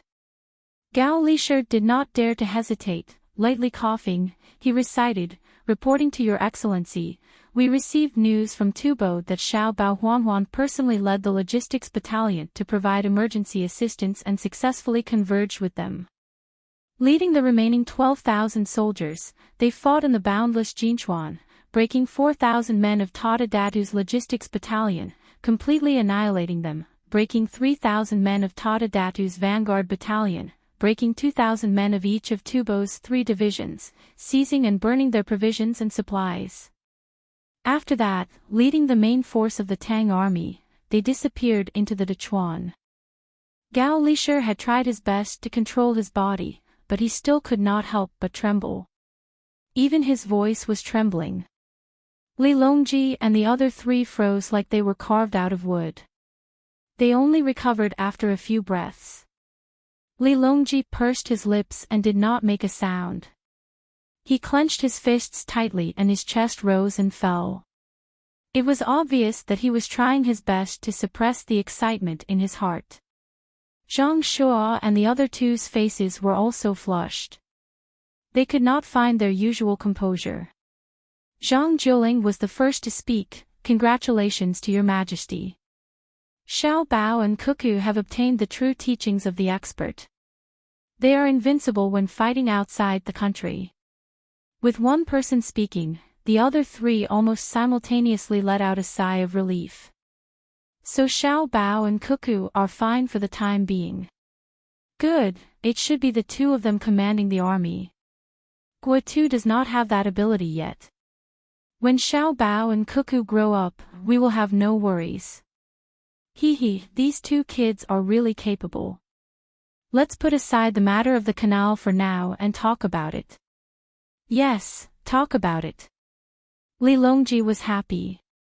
He felt that even though it was about to rain outside, it was still so comfortable. He, who rarely smiled, opened his eyes wide and raised his eyebrows. The corners of his mouth curled up. He loosened his fists and rubbed his hands together. Zhang Shuo and the other two also realized that the originally dark room had suddenly become bright. "Your Majesty, I believe that Xiao Bao and Huan Huan will definitely be able to return safely with a body full of military merits. I really can't think of how you want me to go to such a place to look for them, successfully find them, and then immediately lead the defeated army to consecutive victories. How can you do that? They are still 2 children. When Li Longji asked Zhang Shuo and the other 2, Gao Lisher's eyes turned red. He couldn't help but imagine 2 9-year-old kids. After receiving the imperial edict, they gathered the people from the logistics camp and rode on their horses with their little faces up high. They resolutely chased after the setting sun in the west. That was where Tufan was located. After searching and searching, they avoided the search of the Tufan patrolling cavalry again and again. They successfully found Guotu and the others on the Jinchuan mountain range. Looking at the dispirited soldiers, they took out the food they had brought and distributed it to everyone. Guotu, who had lost the battle, was a coward. No matter what, he did not dare to command the army anymore. He pushed the responsibility to his godson and daughter-in-law. The courage of more than 12,000 people was now on the shoulders of his godson and daughter-in-law. His son and daughter-in-law had no choice but to lead the troops. As they ran, they thought of a solution. After thinking and thinking, they finally thought of what others had taught them. They ran around the mountain and fought again and again. Every time they fought, his son and daughter-in-law would fight with the determination to die. Under the encirclement and pursuit of the enemy, they escaped again and again and again, found a chance to counterattack. With the 12,000 remaining soldiers, they wiped out the same number of enemies. In the end, because there were too many enemies, they stole food to replenish their supplies and hid together on the cold snowy mountain to warm themselves. It was quite pitiful. Gao Lisher, who had already treated Zhang Xiaobao and Wang Wan as his godson and daughter-in-law, felt more and more like this. In the end, he could not help but cry. After hearing Gao Lisher's words, Li Longji, who had been happy just a moment ago, also thought of the predicament that the 2 children were going to face. With a sullen face, he slammed the table and said, "Guotu, you can't do anything right, but you're good at ruining things. Do you think that Guotu can't take it anymore?" and gave the troops to Xiao Bao and Cuckoo. If they win, he will get credit. If they lose, it will have nothing to do with him, right? This official thinks that General Guo might. What general? He's not a general anymore. I'll dismiss him. Let the children fight for the generals. The great Tang doesn't want them. Before Song Jing could finish, Li Longji was already dissatisfied with the way he addressed Guotu and dismissed him. Song Jing hurriedly changed his words. This official thinks that the criminal Guotu might not have given up his military power of his own accord. When the sand table in the imperial court deduced that he would form an alliance with others, Guotu was already obsessed with power. He probably had his eyes on Xiao Bao and Cuckoo's logistics camp. Your Majesty also knows that the logistics camp has 56 people from the Zhang family and 200 people from Commandery Prince Tongpan. These 256 people have been trained by the Zhang family and can be said to be the elites of the elites. Coupled with the financial and technical support of the Zhang family, their equipment is definitely superior to other soldiers. Guotu wanted to take advantage of his superior numbers and wanted to take over this group of people. In the end, he probably underestimated Xiao Bao and Cuckoo and was forcefully taken over. Your Majesty should know that Zhang Wang's inner courtyard can take over hundreds of officials and handle the government affairs of a prefecture alone. The protector of the seedlings is also proficient in the art of leading troops. This official guesses that the 12,000 soldiers and 12 battalion commanders have all been replaced. Thus, Xiao Bao and Cuckoo can be easily ordered around. This official suggests that Pingzhou should be ordered to release news to inform the people of Tubo who will be defeated. This will infuriate them and they will have no choice but to surround and annihilate them. This will create an opportunity for Xiao Bao and Cuckoo to escape. This official agrees. Zhang Shuo and Zhang Juling agreed at the same time. Then when Guotu comes back, we can't let him off easily. That's right. Zhang Wang's inner courtyard can take over the government affairs. The meticulously trained protector of the seedlings will definitely be able to lead troops. If an ordinary servant can be trained to this level, Xiao Bao and Cuckoo, these two smart little fellows, will definitely learn more. Li Longji's expression turned back and looked at Gao Lisher, wanting to hear what he had to say. Gao Lisher was also thinking about how to let his godson and daughter-in-law come back alive. He knew the art of leading troops and understood that the more anxious the other party was, the better. With the abilities that his godson and daughter-in-law had shown, it was still possible for them to run back to Pingzhou amidst the chaos. It was better than hiding in the mountains. Seeing the emperor looking over, he nodded and said, "This official thinks that other than releasing the news, we should also let the Pingzhou government troops act as if they are about to leave the border and attack. This will restrain more Tubo troops and prevent them from acting rashly." Li Longji and Wei Wei nodded and said, "This is a good idea." Gao Lisher quickly went to write the decree. Li Longji was also in a good mood to discuss the matter of the canal with Zhang Shuo and the other two. Zhang Xiaobao and Wang Wan, who were being remembered by others, had already left the mountains. Who would be willing to suffer the cold for no reason? The two of them led the troops all the way to the north. After walking for a few days, they turned east, which was the direction of the Tang Empire. There were a few Tubo villages here.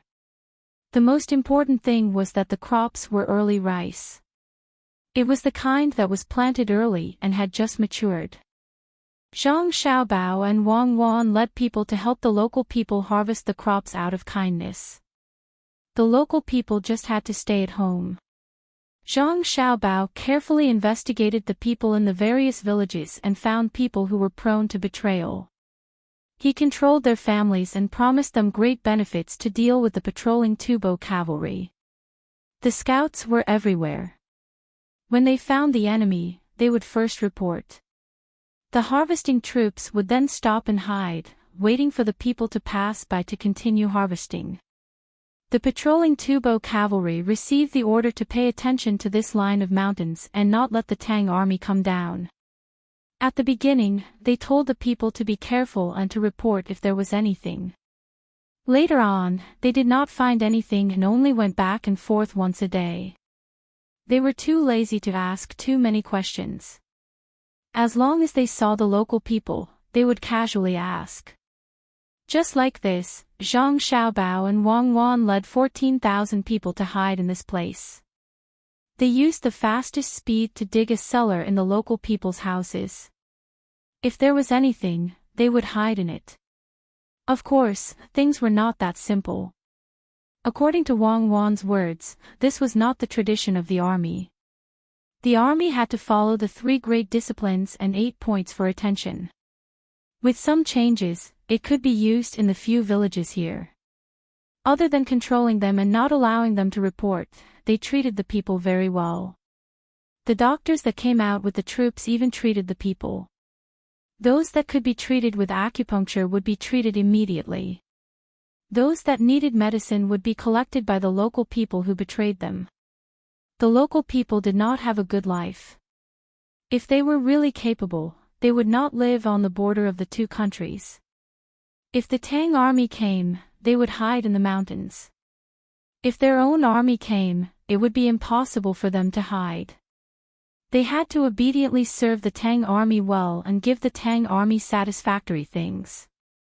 Therefore, other than the local people, most people did not have any concept of the country, let alone a sense of honor. This was what Zhang Xiaobao and Wang Wan made use of. The two of them were also clear that not to mention now, even in their time, many people living on the border did not care so much. They would listen to whoever was good to them. Even if the smugglers and drug dealers were good to them, they would cooperate. They would even help to transport the drugs and join in. What Zhang Xiaobao and Wang Wan wanted to do was to instigate the 1,000 people in the surrounding villages to defect. They would bring food and belongings and find an opportunity to go to Pingzhou. From Pingzhou, they would go to Idyll to replenish the population of Idyll. The Tubo people did not expect that there would be enemies with such ideas. The scouts ran around and thought that the Tang army was hiding in the mountains and had not come out. Otherwise, the place would not be so peaceful and quiet. In a harmonious atmosphere, Wang Wan took out the military map and began the next step of the plan.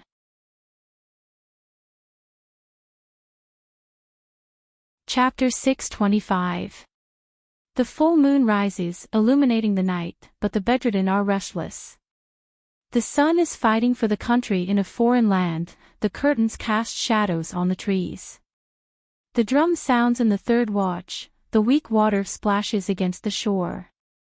Looking at the picture under the lantern light, there is a breeze, no return without victory. In the evening, when the Zhang and Wang families found out that the Tubo had mobilized an army to encircle and annihilate their son and daughter-in-law, they couldn't sleep again. The lights in the rooms flickered on and off again, and they tossed and turned in their beds restlessly. Husband, the Tubo cavalry has been mobilized, vowing to keep our son and daughter-in-law in the country. I wonder if they've found them. Where did Xiaobao and Cuckoo go? The Jiang Wang clan looked at the shadows on the window, hugged Zhang Zhong's arm, and said worriedly. Zhang Zhong put one hand under his head and looked up at the ceiling. He calculated and said, "They're hiding. They're probably hiding in the mountains. Other places should have been surrounded long ago. Don't worry, Xiaobao and Cuckoo are smart. They'll be found in a few days. Since young Master Song sent people here, they should be out of the pass soon. Let's end this quickly. We'll go to Luoyang to be an official. That place is far from the border. We can't let the children do the fighting. If it really doesn't work, we can go to the capital to be an official. It won't be a small matter," the Jiang Wang clan said as she rested her head on Zhang Zhong's shoulder, thinking about the future. Okay, be a small official. It's best if you can be a county magistrate. Just give me a county around the capital. Go to sleep. Zhang Zhong comforted her and closed his eyes. He wanted to sleep, but he knew that after Xiaobao and Cuckoo returned, it was impossible for him to be an official in Luoyang or the capital. Xiaobao, help me think. Which route should we take to bring the civilians, logistics personnel, and injured people back to Pingzhou? We'll definitely lose if we bring them to war. Wang Wan, who was hiding in the village, looked at the map under the light and asked Zhang Xiaobao, who was temporarily acting as a secretary. Zhang Xiaobao raised his hand and flicked the oil lamp to make the room brighter. He shook his head and said, "We can't go anywhere. The Tubo cavalry will definitely patrol back and forth. We might be able to hide if there are less than 100 people. But there are 1,000 civilians, nearly 1,000 injured soldiers, and more than 2,000 people who came with logistics. In addition to the large amount of rice that you want to transport back, there are close to 5,000 people. Unless the Tubo people are all blind, you still want to leave behind the 3,000 or so horses used for transport. If they walk back, they won't be able to reach their destination for at least half a month. Then let's create opportunities for them. Come, help me memorize." Wang Wan stared at the map for a while and finally had an idea. In the darkness of the night, the pale moonlight shone on the walls of Pingzhou's pass. The patrolling soldiers vigilantly looked out from 1,000 miles away. They had a very important mission after receiving the order, and that was to immediately report if they found any Tang soldiers escaping back to avoid delaying matters. At this moment, 2 people of similar height were led by a captain to the wall. The 2 people were not dressed differently, but the things they brought made the soldiers feel puzzled.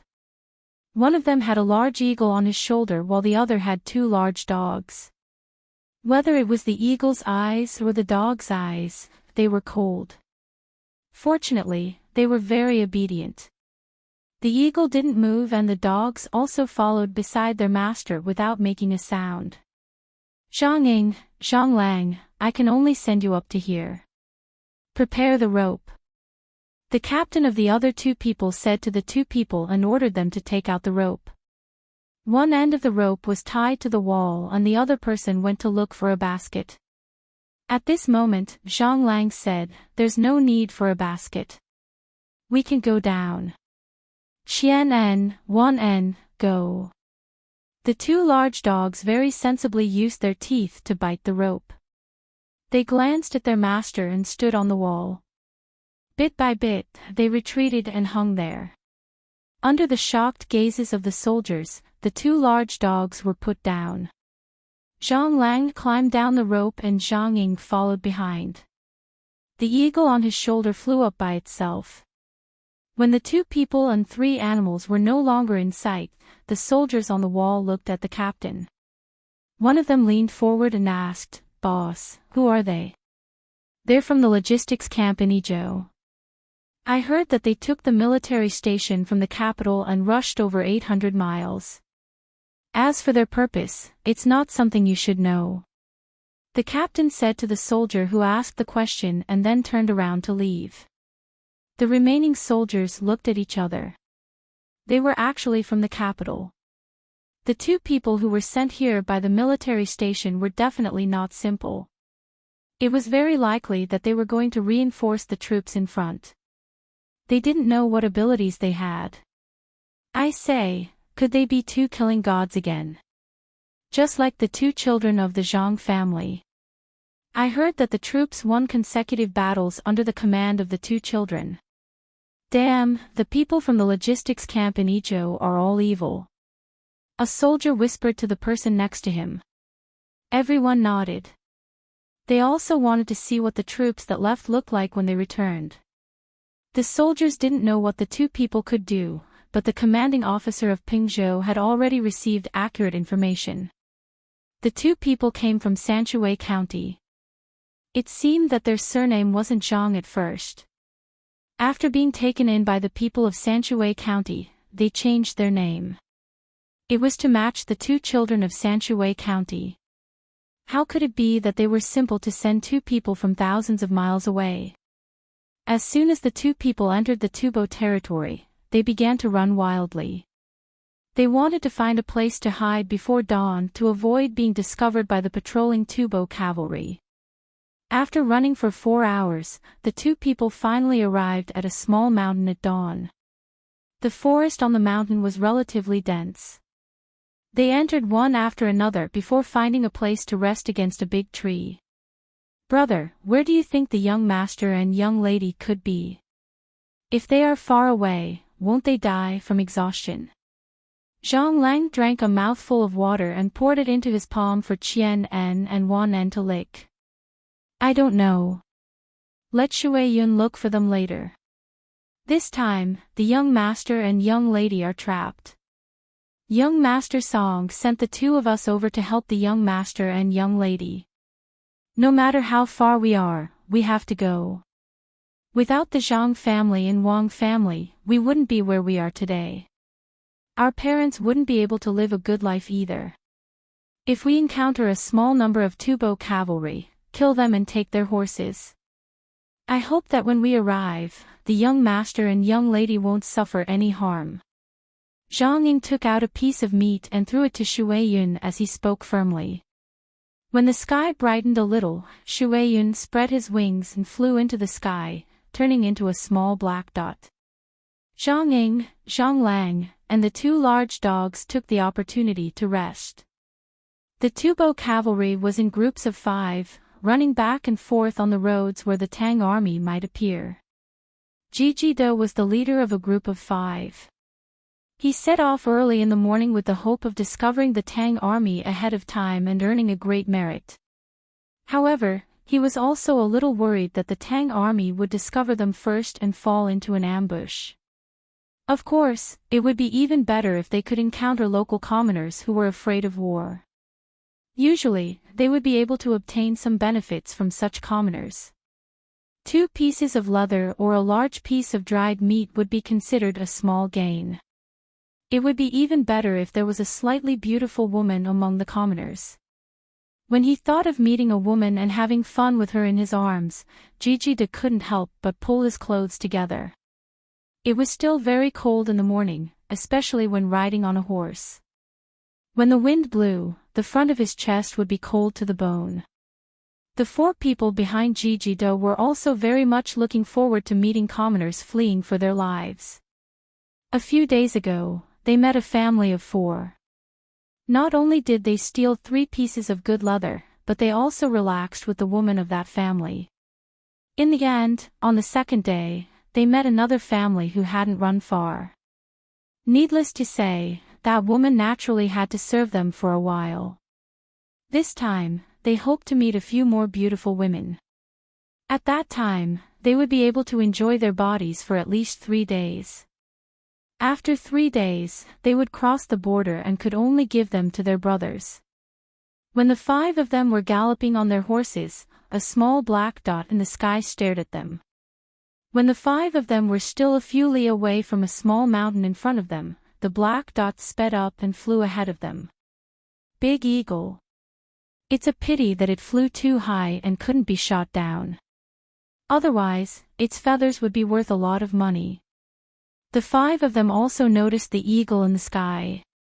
Gigi looked regretfully at the eagle flying away and said with yearning. The other 4 were also just thinking about it. They didn't think that they could shoot down the eagle with their own abilities. Finding a woman was more important. After a few li, the 5 of them quickly arrived at their destination. When they saw the small mountain in front of them, they dismounted and let the horses find something to eat. The 5 of them climbed up the mountain to see further. The wind in the forest was still weak, so they didn't feel uncomfortable. Gigi, why don't we find some hay here and make a nest? If we meet a woman in the future, we can bring her here. One of the 5 of them suddenly had an idea and came up with this idea. The others' eyes lit up. If they really found a woman and brought her here, they could enjoy her during the day and tie her to a tree at night. That way, they could use her for many days. Gigi laughed. That's right. We'll do it when we reach the top. With a goal in mind, the 5 of them walked faster. When they were about to reach the top, they were still thinking about women and didn't know what was waiting for them. Just when the 5 of them reached the top of the mountain and relaxed, a shadow suddenly flew down from the tree behind them. With a muffled sound, a big hole was bitten in the neck of the last person, and blood spurted out. With a muffled groan, the man was pressed to the ground by the eagle's charge and couldn't get up anymore. When the other 4 of them heard the noise and turned around, 2 of them had been nailed with crossbow bolts. The other 2 saw a big thing in front of them. Then, their necks heated up and their vision turned black. They lost consciousness. At this time, Zhang Ying and Zhang Lang unhurriedly walked closer and checked the 5 corpses. Only then did they bring the 1 eagle and 2 dogs, who had just performed a meritorious service, towards the horses that the 5 people rode. The water cloud once again flew high into the sky.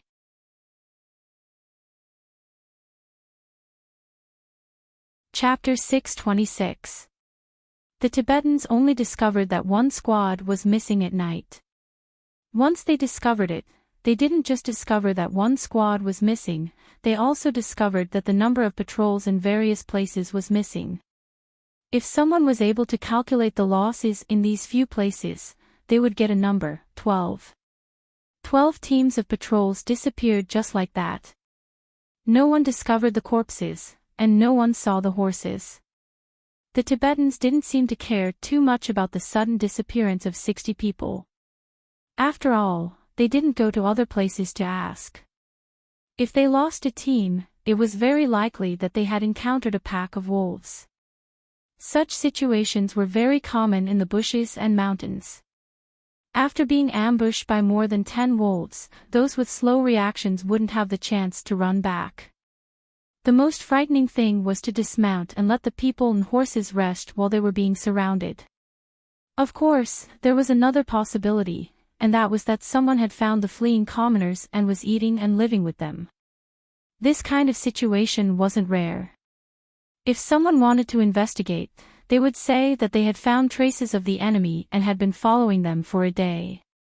No one suspected much on this day. However, if there was no reaction when a team was missing, then for 3 consecutive days, there would be people missing every day. Furthermore, the previous team hadn't returned yet. Then, there would be something wrong. Zhang Ying and Zhang Lang searched for 3 days but still couldn't find the Tang army. Shui Yun flew with all her might. Other than searching for the Tang army, she also had to report the Tibetans to her master. After that, it was up to 1 eagle, 2 dogs, and 2 people to cooperate in battle. Usually, the eagle would swoop down from behind the enemy, grabbing one with his claws and biting one with his beak. Zhang Ying and Zhang Lang would shoot with their crossbows and arrows. The remaining person would be left to the 2 dogs. One would be responsible for pouncing down from the horse while the other would be responsible for biting the throat. Both were in a team of 5, but Zhang Ying's team was always able to find the enemy before they ambushed. The Tibetans, on the other hand, were always unlucky. In 3 days, Zhang Ying's team of 5 dealt with 40 teams of Tibetans. In total, they had a total of 200 people. They also obtained 200 horses. Luckily, there were many horses in the place where the 2 of them lived. They knew how to keep the horses, otherwise, it would be difficult to control them. This time, the Tibetans finally realized that something was wrong. Since the teams of cavalrymen were missing, it definitely wasn't as simple as encountering a pack of wolves or finding a woman. As a result, the originally scattered cavalry began to shrink, and the 5 teams became 10 teams. This action was effective. Although they still couldn't find the person who launched the sneak attack, they weren't attacked for a day, and the number of people who went out returned the same. However, after only 1 day, there were more teams that did not return. This time, 10 people and 10 horses disappeared in one go. After Zhang Ying and Zhang Lang realized that they couldn't cooperate with each other to wipe out the 10-man team like before, they thought for an entire day and finally came up with a plan. Zhang Lang or Zhang Ying would change into tubo clothes and find a hillside to dig a trap. Then, one of them would shout from the front to attract the 10 men. When all 10 of them had fallen into the trap, or when some of them had fallen into the trap, the 2 of them and their animals would work together to eliminate the others. On this day, they used the same method to deal with 3 groups of people in the same place. When they were dealing with the last group of people, one of them reacted quickly. He ran out on a horse and prepared to go back to report. Unfortunately, no matter how fast he reacted, his horse couldn't outrun an eagle. With a dive, he was finished off. On the 6th day after Zhang Ying and Zhang Lang arrived in Tubo, they finished off another 4 teams. The 2 of them led their 265 horses and no longer continued to fight with the Tibetans. They continued to head north. Out of the 5 horses, 4 of them fell into the trap and were buried. The last one had 5 people killed to solve its food problem. The Tubo people were already confused. Just how many people were attacking them? Could it be that the main force of the Tang army was here? Only if the number of scouts was 5 times more than the Tibetans would they be able to kill all of them. As a result, the focus of the Tibetan search returned to the area where Tata was ambushed. There were still 10 teams of scouts, but there was another team behind each team. They were not far away and could vaguely see the people in front of them. This way, if something happened, they could shout loudly or see it with their own eyes. Wang Wan and Zhang Xiaobao led the team to rest for a few days. All the rice was harvested and harvested. They treated the local people much better than before. Furthermore, by bad-mouthing the Tibetans, they guided the people to talk about how they were bullied. This made the people hate the Tibetans even more for stealing their things and raping their wives and daughters. They hanged the heads of 2 villages. These 2 village heads had bullied the people in their villages together with a certain tribe of Tubo. They also divided the things in the village heads' houses. This made the people feel relieved. Wang Wan also asked the doctors who treated the people to talk about how good Idyll was and how happy life was there. They told the single men that there were beautiful women in Idyll who liked men like them. They also told the old people that there was a place specially prepared for the old people in Idyll.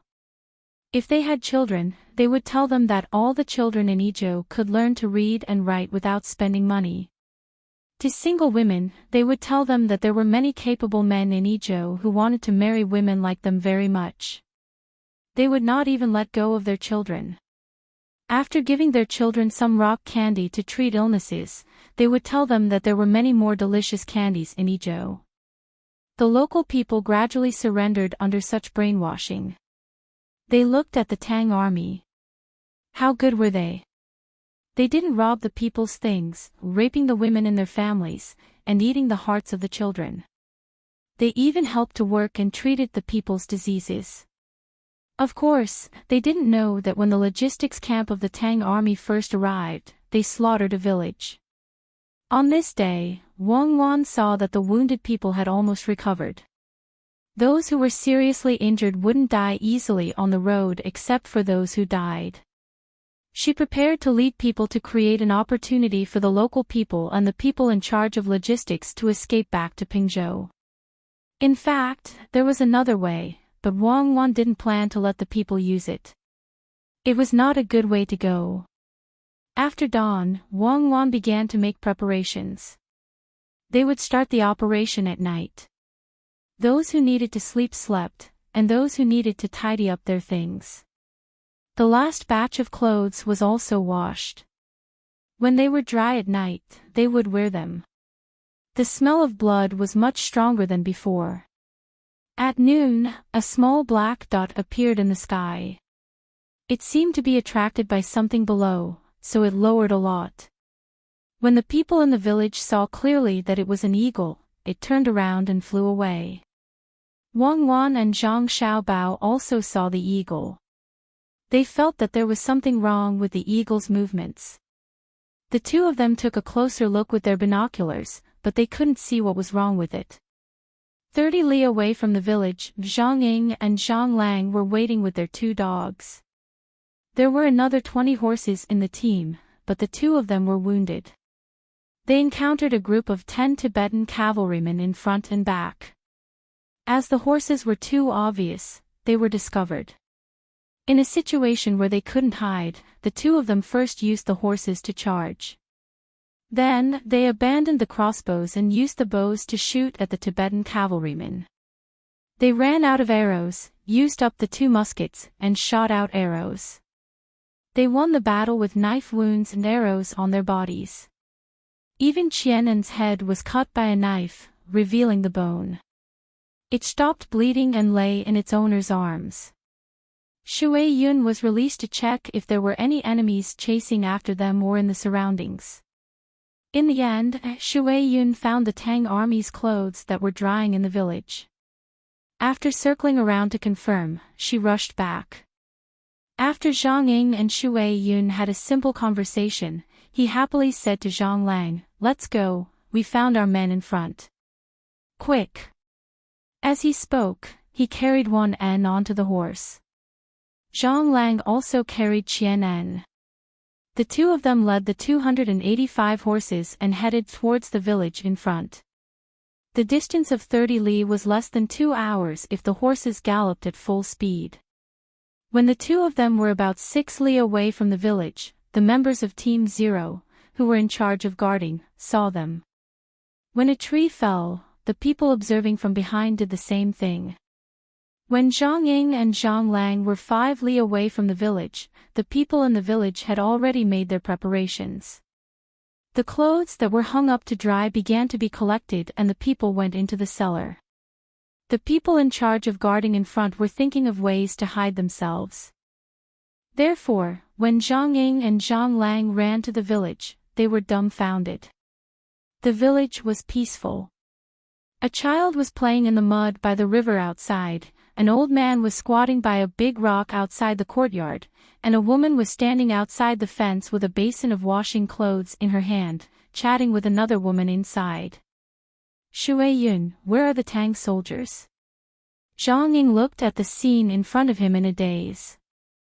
He suddenly doubted his eagle training skills. Could it be that there was a problem with communication? Shui Yun had seen it when it was in the sky. The people were all hiding, but it could not speak and could not express itself so clearly. It looked at Zhang Ying and then at the house of the person who had just taken the clothes in. It cried out anxiously. Fortunately, there was not only one Ying in the team. There were also two big dogs with sensitive ears and smell. They were also smarter. They barked at the house at the same time. Zhang Ying turned around and glanced at Zhang Lang, as if to ask if his dog had discovered something. There are people. Zhang Lang only said 2 words. Actually, Zhang Ying did not need him to say it. He also knew that there were people, and there were many of them with weapons in their hands. The 2 people who had seen them came out one by one. Don't do anything. We are the villagers of Zhangjie Zhuangzi in Sanshui County. We are now part of the logistics camp in Idyll. Look, this is the proof. Zhang Ying saw that the person in front of him was holding a powerful crossbow that he also owned. He lifted the 2 bows' clothes and revealed the rice seedling pattern inside. At the same time, he showed the gun at his waist. Perhaps he felt that it was not enough. He opened his backpack and showed the binoculars, compressed biscuits, and commonly used medicine to the other party in case the other party's hands trembled and shot an arrow. Looking at the scattered items, the other party put down the crossbow. They were on the same side. They were indeed on the same side. Outsiders would not be so well equipped. When Zhang Ying and Zhang Lang heaved a sigh of relief, Zhang Xiaobao and Wang Wan stood out. They looked at the 2 people and found that they did not recognize them. Zhang Xiaobao asked doubtfully, "You are?" "Little master, little lady, I am Zhang Ying. He is my brother Zhang Lang. We are the brothers that Steward Song helped to take in." Zhang Xiaobao and the others did not recognize Zhang Ying, but Zhang Ying knew the 2 of them. There was a portrait and he had already remembered them. Zhang Xiaobao remembered and nodded happily, I know. One knows how to train eagles and the other knows how to raise dogs. It really is the 2 of you. Did you encounter any danger on your way here? Quickly get off the horse and have a good rest. Little master, little lady, we finally found you. It's good that you are fine. Our family is worried, and so is the imperial court. Little master, Qianen is injured. Let the doctor take a look at it. We can't let it die of illness. It was not easy to raise it. It killed so many Tibetans. Zhang Lang was in tears. He jumped off the horse with Qianen in his arms and brought it to Zhang Xiaobao. Wang Wan looked at the dog raised by the other party and was envious. This dog looked fierce, but when it was held in the other party's arms, it felt its owner's attitude and its eyes became gentle. It was a good dog. It was almost as good as the dog she saved on Lu Zhou's mountain. That dog was smart, but this dog must have been trained. The doctor quickly rushed to the front. He treated the dog and stitched it up. He also checked the injuries on Zhang Ying and Zhang Lang. The horse was taken away and hidden. Zhang Ying and Zhang Lang were treated while they talked about how they came here. Little master, little lady, you are really amazing.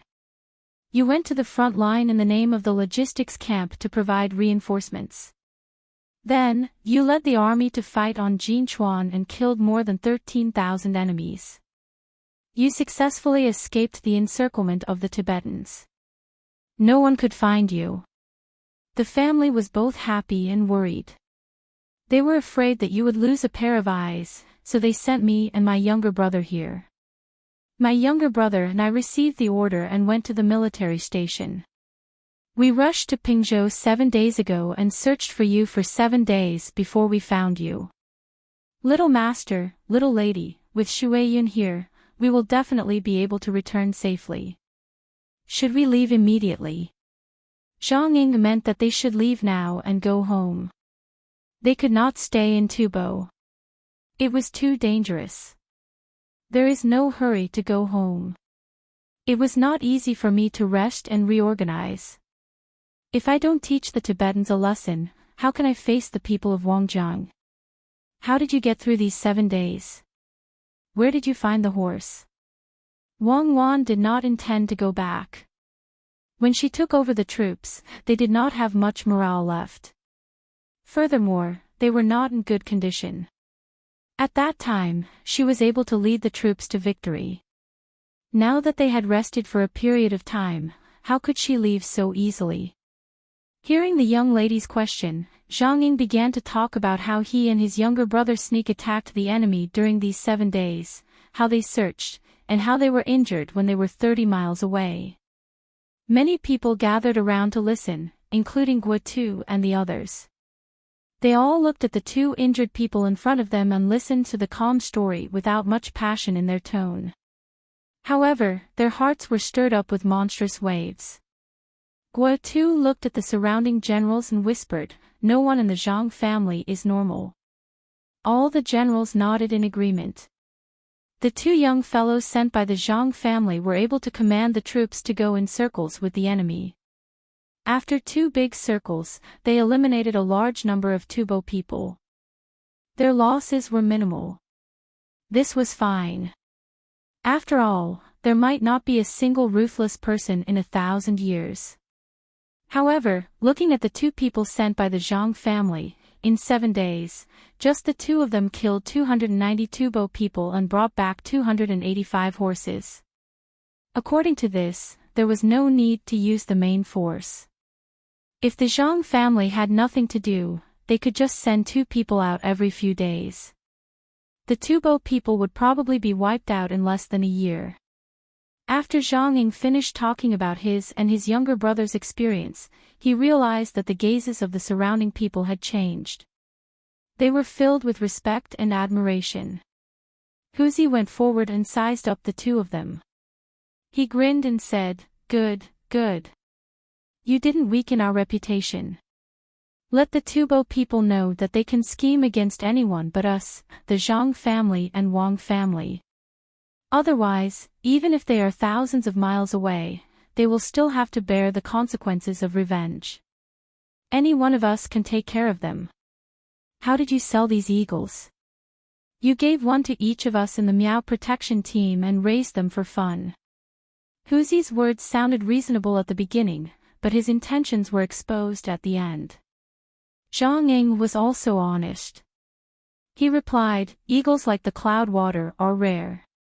Usually, it costs about 600 strings of cash to raise them. Some people raise them cheaper.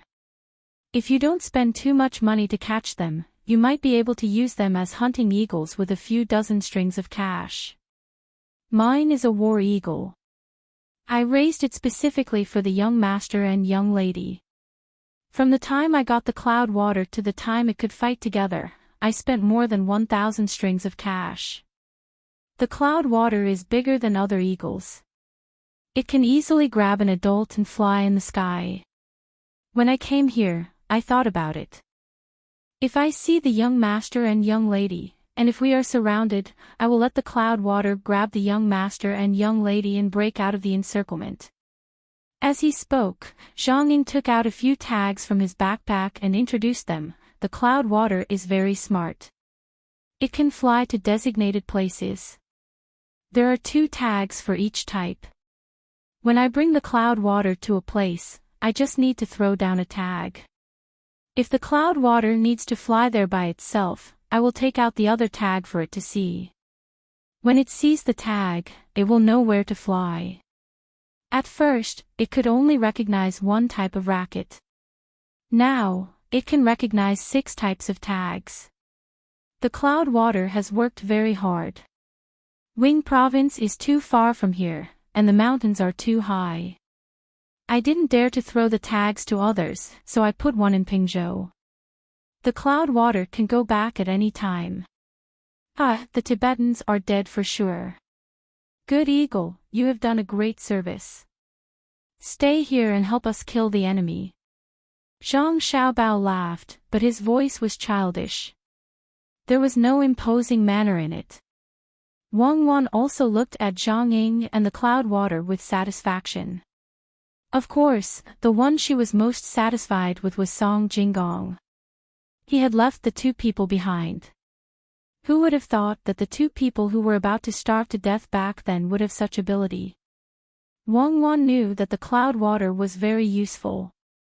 In a time like this where there were no advanced communication methods, the cloud water could help to pass information back and forth.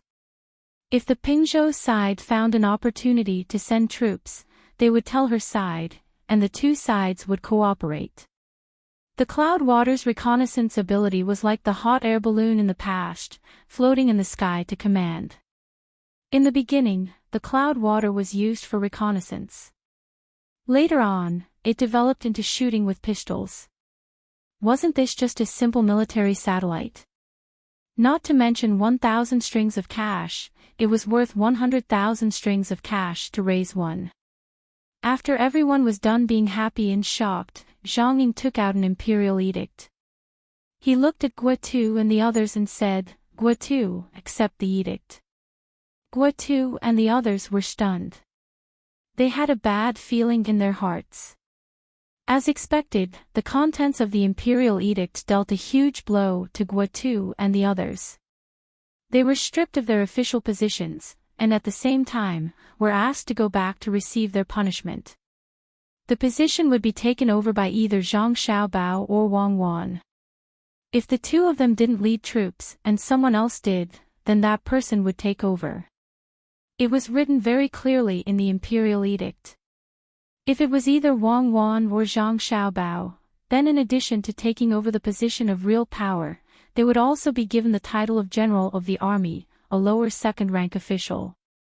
If Zhang Xiaobao obtained this position, then Wang Wan would be conferred the title of a 2nd-rank imperial lady. If Wang Wan obtained this position, then the rank of a 6th-rank official that was originally given to Zhang Xiaobao would become a lower 2nd-rank official, Jin Ziguang Lu Daifu. The 2 of them would have to prepare their own clothes and ceremonial rites, and they wouldn't be rewarded with money or cloth. Guotu was both envious and afraid. He could see how much the imperial court valued these 2 children. If the commander was changed, there would only be real power and no other official, and they would only be rewarded when they returned. However, it was different when it came to these 2 children. There seemed to be an endless supply of 2nd-rank official, one for each of them. It was useless to be envious of others, it was better to think about oneself. At this time, Zhang Ying added, there is also a saying. Xiao Bao, Cuckoo, you 2 children quickly come back. If Lisher wants to recognize Xiao Bao as his adopted son, then do it when we return to the capital. Don't run around outside. The wind on the mountain is strong, and it's cold and cold. If you don't listen, come back and beat me with a plank. When Zhang Ying said this, the surrounding people gasped. Everyone was shocked by the emperor's attitude towards the young master and young lady. Most of the emperor wouldn't say this to his own son, right? Zhang Xiaobao and Wang Wan were also stunned. The 2 of them didn't expect Li Longji to have such a cute side. Xiao Li is really a good person. Even if he is pretending, he rarely pretends in front of others. Once these words spread, I can be a dandy in the future. Let's see who dares to provoke me. Xiao Bao whispered to Wang Wan. Wang Wan nodded, then we can't go back.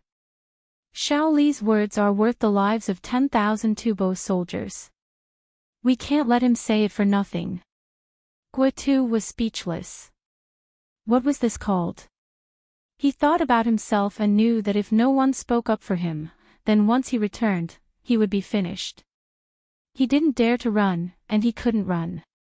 His family was still in the capital, and how could he run out of this village? The emperor could just send 2 people to deal with him, and the eagle called Shui Yun was watching from the sky. When he thought of this, he set his eyes on Zhang Xiaobao and Wang Wan. He didn't want to seize power, and he didn't want to take revenge on others. The emperor had personally said that he wanted them to go back quickly, and he even showed a caring expression.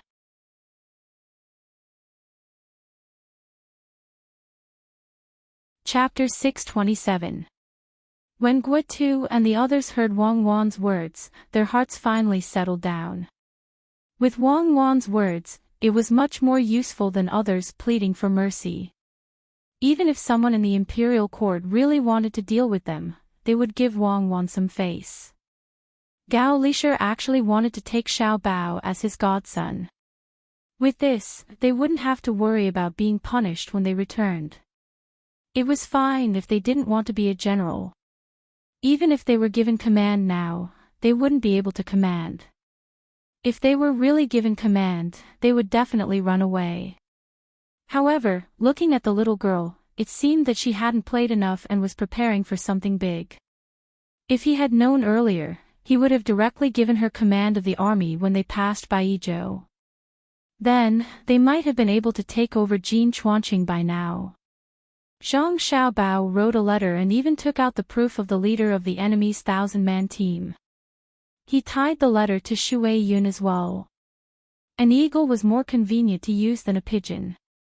It was stronger, unlike a pigeon. If you wanted it to carry something, it had to be able to carry it. Shui Yun sensibly spread its wings and flew away. Wang Wan started a new arrangement. With the addition of a strong helper, the plan couldn't be carried out like before and had to be used. Together with the logistics, transportation, and medical team, there were a total of 4,000 people. They brought the bad horses and loaded the food and headed east. When they reached the foot of the snowy mountain, they headed south and returned to Pingzhou. The remaining 10,000 people who could continue to fight were divided into 3,000 crossbowmen. Each of them had a horse, forming a light cavalry unit and 3 reinforced battalions. Other than these 3,000 people, the remaining 7,000 people were divided into 3,000 people who stayed in the village to continue the civil engineering construction. Inherit the fine tradition of the People's Liberation Army. The other 4,000 people went up the mountain. Wang Wan was determined. The troops had finished resting and had a large amount of supplies. There was also the existence of military satellites. In addition to the dog's sensitive hearing and smell, if she didn't do something and let the Tubo people know how powerful she was, she would write her surname backwards. When Zhang Xiaobao heard Wang Wan's vow, he could only tell her that it was fortunate that her surname wasn't Tian. Otherwise, there would be 2 more ways to write it. Wang Wan, who had originally planned to take action at night, ordered the troops to take action now. Guotu and the others, who were supposed to go back, requested to stay. At least they could help out with the captain's work. After all, they had also learned a lot. After hearing Wang Wan's order, Guotu humbly asked, "General Wang, may I ask why we don't move at night? It's easy to be discovered by the enemy during the day. They've already discovered it. Zhang Ying killed 20 of the enemy's riders 30 li away. How could they not know?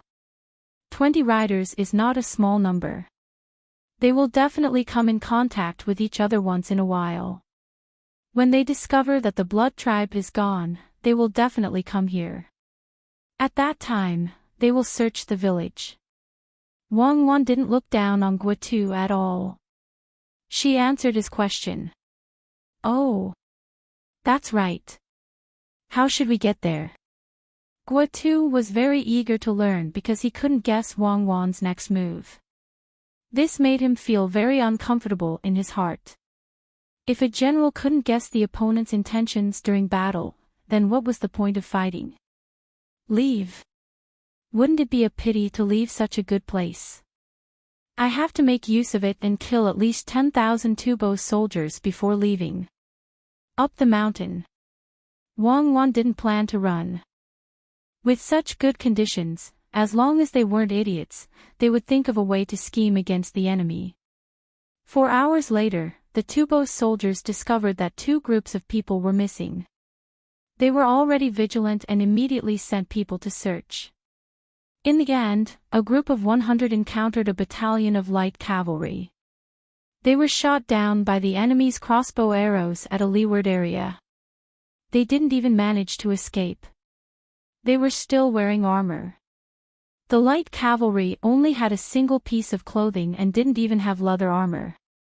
The food they brought was only enough to last them for 2 days. They were all chasing after speed. The disappearance of a group of 100 left the Tubo soldiers no choice but to send people to check again. This time, 2 groups of 100 returned. Before they could run to the location, they encountered a battalion of light cavalry. At the same time, the wind was against them and they were shot down. This time, they learned to be smart and scattered to escape. In the end, they discovered that there were enemies in every direction. The 2 groups of 100 lost contact with the Tubo soldiers again. This time, the Tubo soldiers didn't continue to send a group of 100, but a group of 1,000. Unfortunately, when the group of 1,000 rushed over, they were all gone. In the middle of the night, who would want to play with them? Why weren't they sleeping? The group of 1,000 didn't dare to rashly advance. They slowly arrived at the village and discovered that there was no one here. Those that could be brought away were all taken away by the commoners.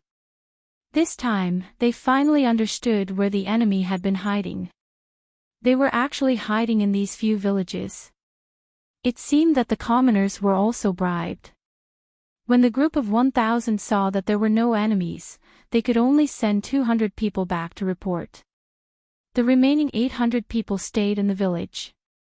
The wind was weaker here and it wasn't that cold. When dawn came, the reinforcements that the 800 people were waiting for didn't come. The 200 people who went back to report last night were also gone. When the 800 people didn't dare to scatter and return to their encampment, they told the situation. The generals in the headquarters were all stunned.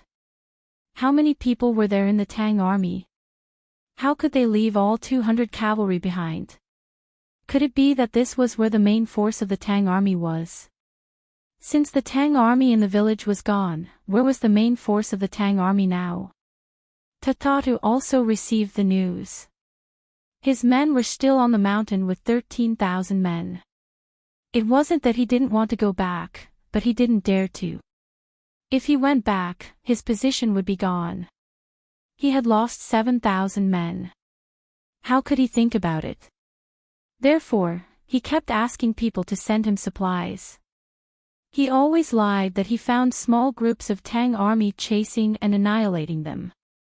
After hearing this news, Tatatu's first reaction was that the opportunity had come. He sent a message to the other divisions, saying that he knew where the main force of the Tang army was. They were on the mountain and he asked for reinforcements. He could bring his men to fight a head-on battle. The people in the other divisions didn't believe him for a long time. The last time they sent 6,000 men, all of them were annihilated. They even sent reinforcements. Maybe the main force of the Tang army was still at the place where his 4,000 men were killed, looking for a chance to launch a sneak attack. Damn clairvoyance. How can they see so far? If we continue to fight like this, we will be in a passive position. Didn't those people who went to Tang to collect information and secretly recruit officials know how to bring back a few clairvoyants? They could have found one and let the craftsmen learn how to make one. Tatatu hated himself when he thought that he was always one step behind the enemy. He knew the use of clairvoyance. They could discover the enemy in advance and make arrangements in advance. They could ambush or retreat, making it impossible for the enemy to guard against. If he had one, he would definitely not lose. Attitatat 2 days had passed. All the Tibetans were looking for the main force of the Tang army, but no one could find it. 3 hours later, when the remaining men found the 3,000 men and turned back, there was no one at the place where they were ambushed. Judging from the marks, they should have gone down the mountain. I told you that the main force of the Tang army is here. Look at the density of the arrows. There are at least 3,000 men. If there are 3,000 crossbowmen, how many saber and spear soldiers are there? If they are not the main force, then what are they? The messenger sent by Tatatu repeated his words. The people in the divisions had no choice but to believe him. That's right. 3,000 crossbowmen. According to the ratio, they were definitely the main force of the Tang army. The main force of the Tang army should be ambushing Tatatu in front of the road and the flat ground at the foot of the mountain. They had to go up and down. But this time, they didn't send reinforcements to Tatatu directly. Instead, they wanted to take the credit themselves. The 3 divisions had 6,000 men each. This way, they didn't have to worry about being ambushed and annihilated. When the 3 divisions arrived at the place where they were ambushed, Tatatu received news that the 1,000 men he sent to find the main force of the Tang army had been ambushed. Only about 100 of them had escaped. At this time, even if they were defeated one by one, he would accept it. As long as the 18,000 men behind him could avenge him, he would accept it. Wang Wan was very relaxed at this time. It was different with an eagle. It could fly in the sky and scan the ground. It could cover an area of dozens of kilometers. Even if it flew more, it could see the situation within 100 kilometers. Shui Yun had made a great contribution. Every day, someone would hunt fresh game for it to eat. Now I finally know why it is so difficult to fight against the grassland tribes with eagles. Only the eagle can restrain them. Unless more people are sent, unless the enemy's main force is ignored and the enemy's civilians are wiped out directly. Otherwise, the same number of troops can be used to determine the result. Wang Wan liked Shui Yun very much. It was so comfortable to bring it around the enemy's territory. Zhang Xiaobao was also very happy. He planned to ask Zhang Ying to train more people like Shui Yun and catch more eagles. It was just money. He would give as much as he wanted. At this time, when he heard Wang Wan's words, he asked, "Does that mean that as long as you have this eagle, you will have no opponents?" "No, that depends on who is in command. If it was my instructor back then, with the same number of people, I would definitely win against him if I had the eagle and he didn't. However, if he had the current number of people in Tubo, it would be like child's play for him to beat me. The eagle isn't omnipotent. There's a tactic called feint, another method called disguise, and another method called marching. Not to mention him, even those old generals in the early Tang dynasty have ways to force me away. If I continue to fight, then I will definitely lose. Of course, it won't be that easy to catch me. We can escape on our own at the most critical moment, and when we return to our dynasty, we will have more soldiers to fight. At that time, it won't be just 15,000 soldiers. I will not be so stupid as to not have the face to meet my elders. As long as I am alive, there is hope. Yes, the Tibetan cavalry has moved out. It is almost time to wrap things up. I will give Shaoli a gift. Wang Wan was not arrogant enough to think that she was invincible. She also did not deliberately belittle herself. If she had something good, she would use it. Who cares if the Tibetans had telescopes or eagles? Could it be that she could not throw an atomic bomb at them if they did not have one? The Tibetans felt that this battle was too difficult, but they had to fight. This was a battle in their own territory. If they did not fight the enemy, how could they live a peaceful life? The people of Tatatatu formed a horizontal line and surged forward. 18,000 people who were waiting to take advantage of the situation also followed closely behind. They hoped that this time, they could eliminate the enemy's main force in the vast Golden River.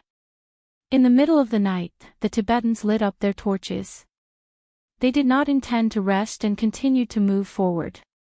Just after they moved forward for another 2 hours, 3,000 light cavalrymen ran over from the village and attacked the 18,000 people supply team. Fire arrows filled the sky and lit up the dark night sky. The 3,000 light cavalrymen did not continue to fight. After they finished burning the things, they took out the horses from the opponent's stables and turned to run again. Crazy, the Tibetans were crazy, especially the people from the 3rd Division who came to help. They questioned Tatatatu, "Where is the main force of the Tang army? Didn't you say that they were on the mountain?" They left Tatatatu alone and the people from the 3rd Division went down the mountain together to help. There were more than 5,000 horses. What if they were all lost? The provisions were also burned. Tatatatu also saw the flames in the distance, but he could not figure out why the main force of the Tang army had run away. It was too fast, unless it was the cavalry. However, he still felt that the main force of the Tang army was right in front of him. To prove that he was right, he divided the team into 4,000 and 6,000 men. The 6,000 men continued to move forward while he led the 4,000 men to chase after the 3 troops. He wanted to see if the main force of the Tang army was there. 2 hours later, large dark clouds appeared in the sky. It seemed that there would be a rain before dawn. A bolt of lightning flashed across the sky and struck a tree not far away. Tatatu and the others were shocked. Then, the sky turned dark and the sound of something breaking through the air could be heard. Tatatu was still puzzled. How could a thunderstorm make such a commotion? Before he could figure it out, the people in the team started to fall one after another. Screams of agony could be heard one after another. Tatatu looked at the scene with the help of the torch. He was stunned for a moment before he shouted, "There's an ambush." He wanted to show his heroic spirit and continued to charge forward instead of retreating. However, when he saw the spear that pierced through his subordinates and gloomy dark, he wisely chose to escape.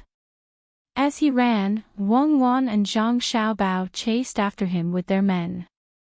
The 4,000 men had stayed on the mountain for a few days, and they were finally able to put their skills to good use. The spears made from the branches they cut down were also very useful. Illuminated by enemy torches, they knew where to throw them. Tatatu did not rest in the first place. He only wanted to lure the main force of the Tang army. Now that he had lured them, he did not have the strength to fight back. After running for a while, Tatatu came to his senses and shouted again, "Throw away the torches. Throw them away. Quick." Once the torches were thrown away, Zhang Xiaobao and Wang Wan's men would not be able to aim accurately.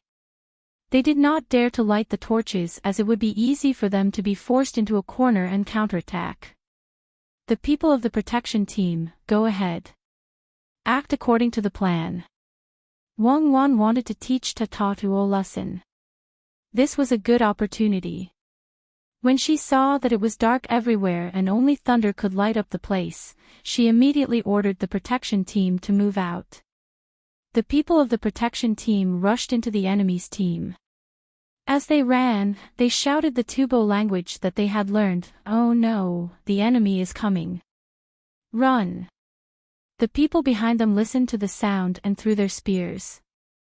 Wherever there was such a sound, they would not fly so as to not hurt their own people.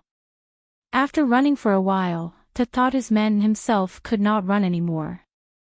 They could not help but slow down gradually.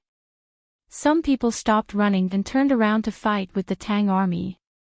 Taking advantage of the darkness, they really killed some people. "Oh no, General Tatatu is dead. We are surrounded. Hurry up and surrender. Oh no, Tatatu is dead. Surrender." The people of the protection team could not find Tatatu's location and could only continue shouting. This time, a small number of Tubo people stopped running and knelt on the ground to surrender. There were 2 people beside Tatatu who knelt down. Tatatu was so angry that he killed them one by one.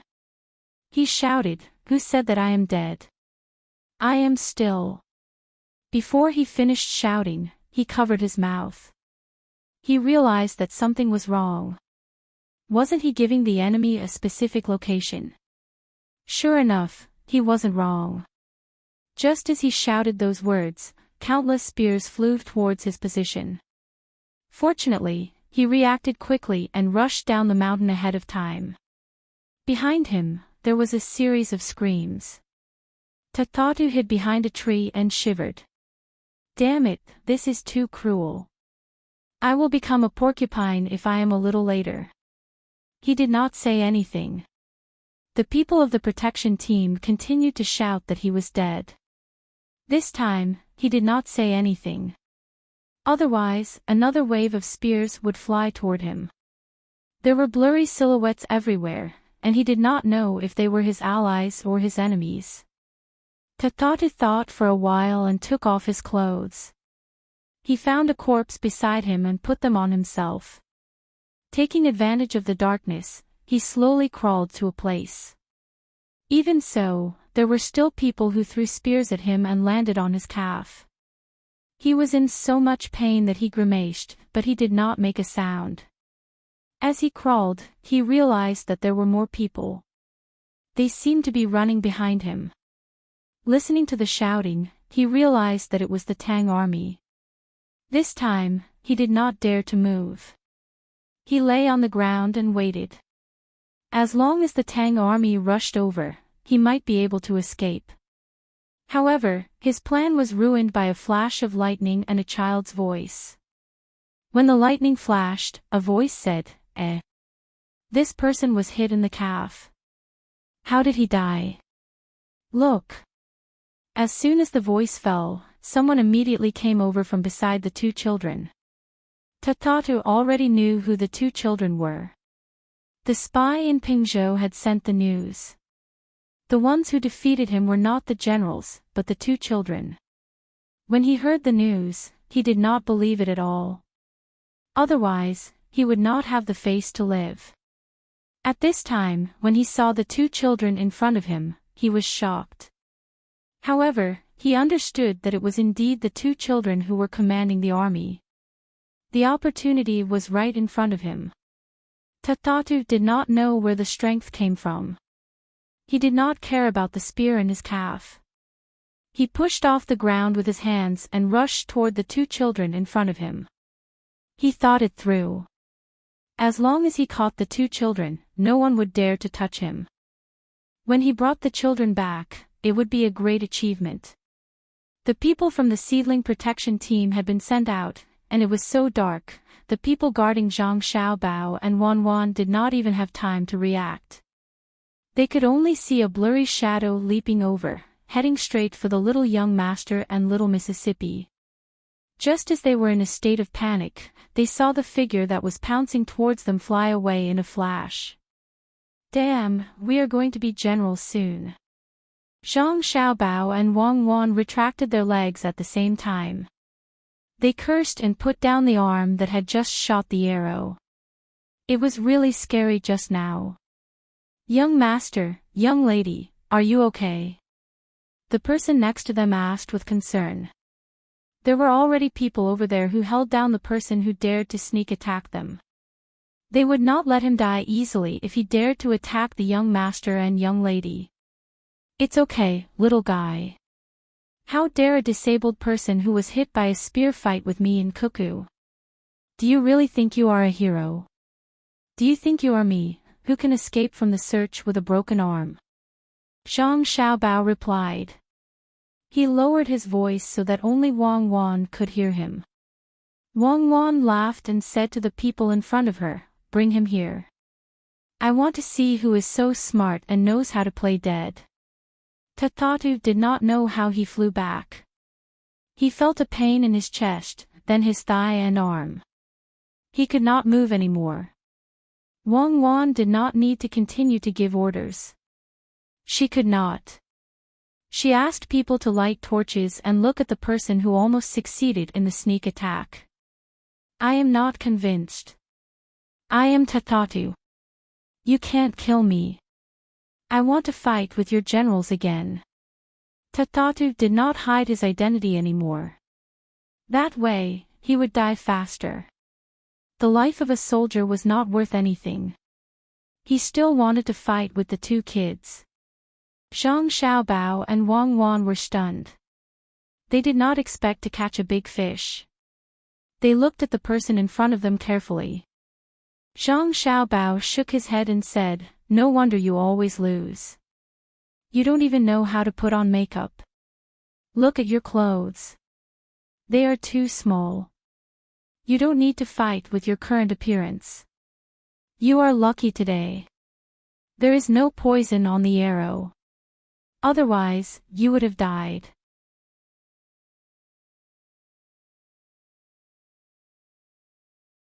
Chapter 628.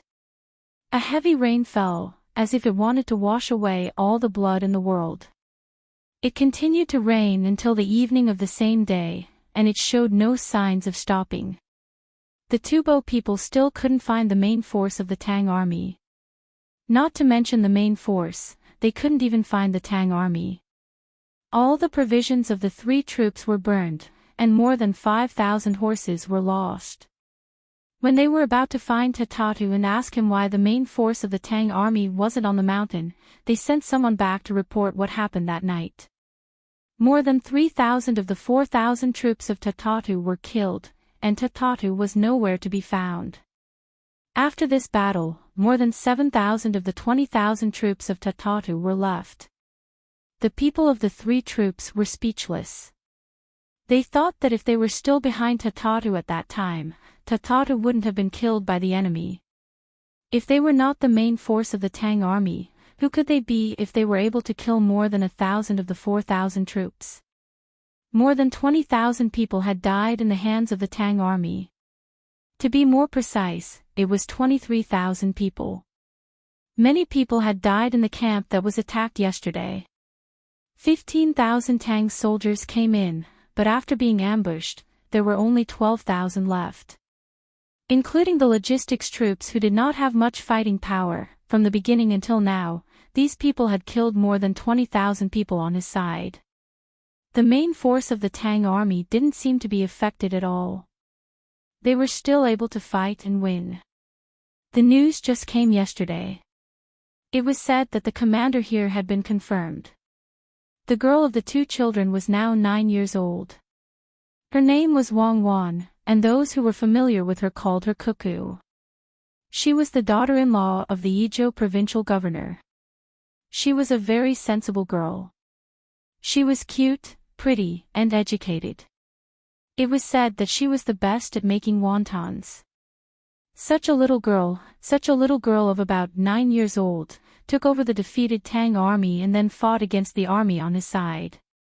The distance she covered could be said to be thousands of miles.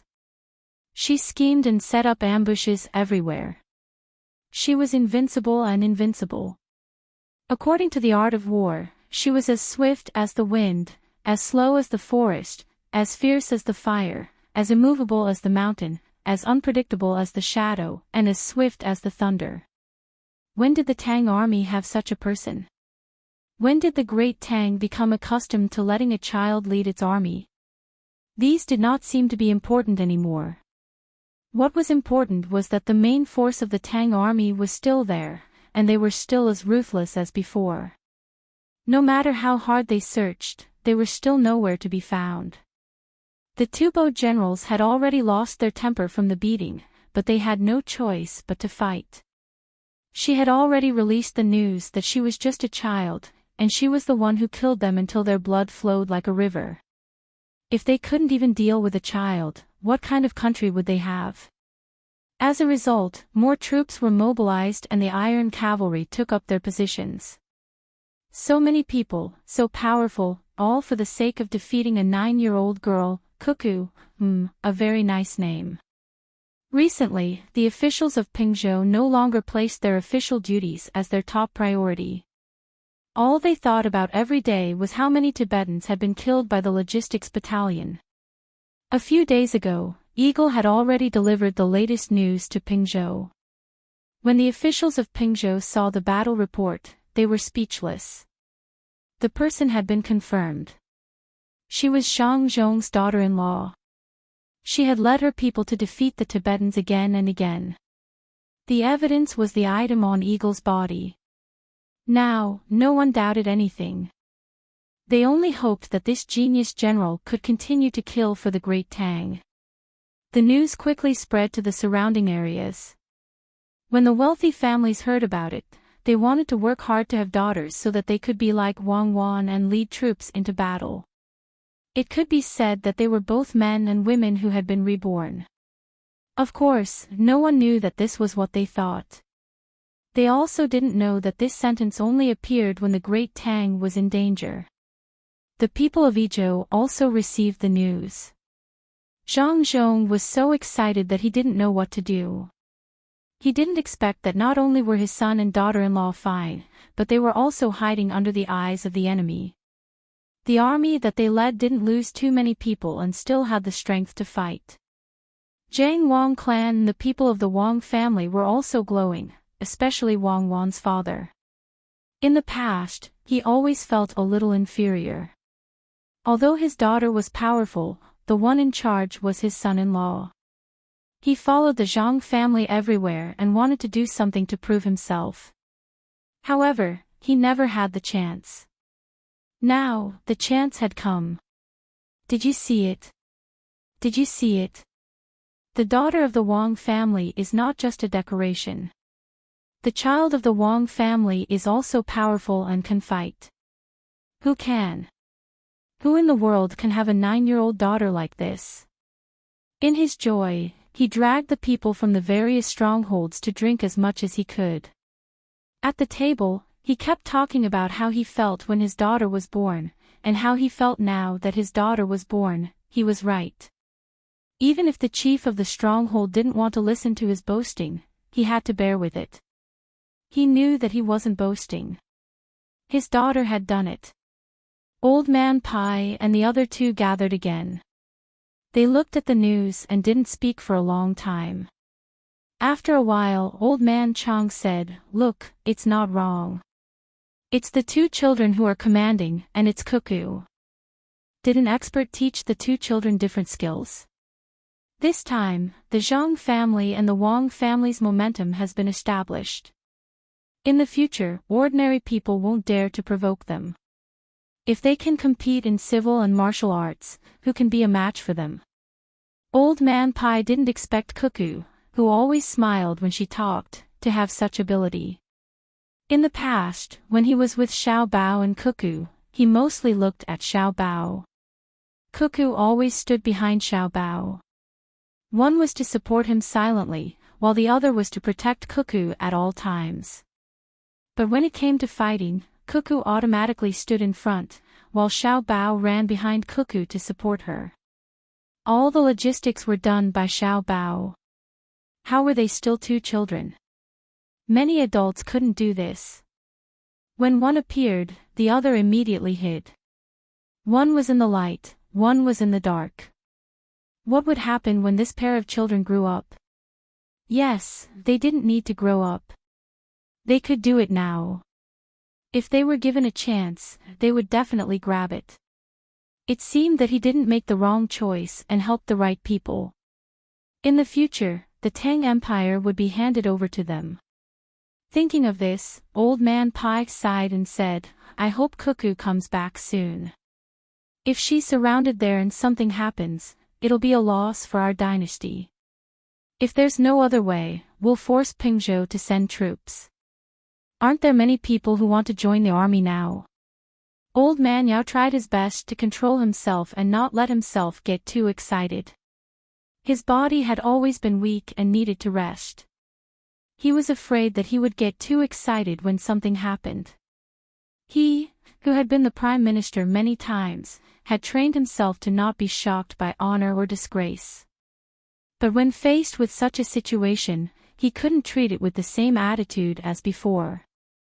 Xiao Bao was only a little over 9 years old, but he was able to arrange the logistics so well that the soldiers in front didn't have to worry about the rear.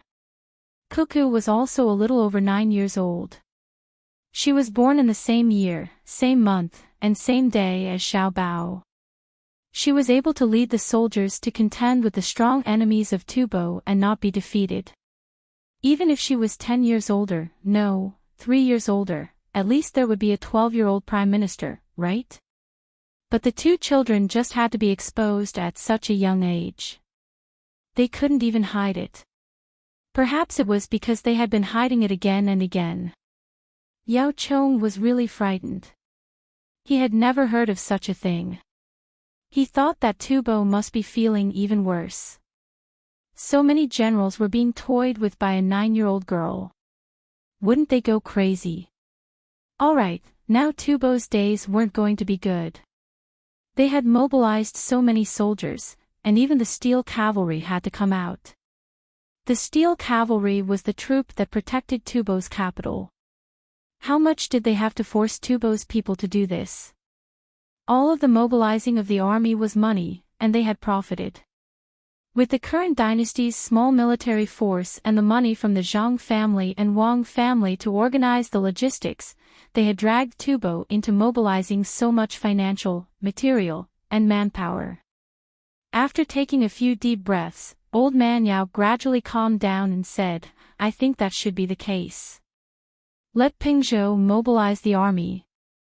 Right now, the people there all want to join the army and serve our dynasty. This is all because of Cuckoo. If a little girl can do it, how could those grown men not be able to do it? Even if they don't mobilize the army, they have to act like they are going to attack and cooperate with Cuckoo. Otherwise, Cuckoo won't have it easy. If Cuckoo and Xiao Bao are gone, what kind of situation will that be? If that's really the case, I'm willing to exchange my old life for it. I've lived for so long, and I've lived long enough. Nothing must happen to Cuckoo and Xiao Bao." Old Man Chang was the most direct and immediately expressed his position. Old Man Pai didn't say anything, but from the expression on his face, he was willing to exchange his life for it. Just as they were discussing whether or not they should use their status to force Pingzhou to make a move, the imperial edict from the capital arrived. It was specifically for Old Man Yao and Old Man Pai, telling them to fully cooperate with Zhang Zhong in Idyll. At the same time, another imperial edict was sent to Pingzhou, ordering Pingzhou to make preparations to attack. Just as the others were making their moves, Wang Wan began the next step of her plan. She placed a team of nearly 4,000 people on the mountain. She and Xiao Bao personally led 3,000 light cavalrymen to cause trouble for Tubo. After the rain stopped, the road was difficult to travel. Perhaps all the generals were unwilling to attack the enemy under such circumstances, but Wang Wan was an exception. The thing she learned didn't care about the influence of the weather. In the past, the troops she commanded were all-weather combat troops. To others, this kind of weather was unbearable, but to her, it was an opportunity. So what if the ground was muddy? If her side was muddy, so were the others. Whoever could take advantage of the terrain would be able to win. In addition, with the help of clouds and binoculars, Wang Wan was confident that she could fight Tubo again in this kind of environment. She would make them tremble when they saw her in the future. The 3,000 light cavalrymen set off with 5 days' worth of food and a large number of arrows. Their target was the 3 troops that had just gathered Tatatu's 7,000 people.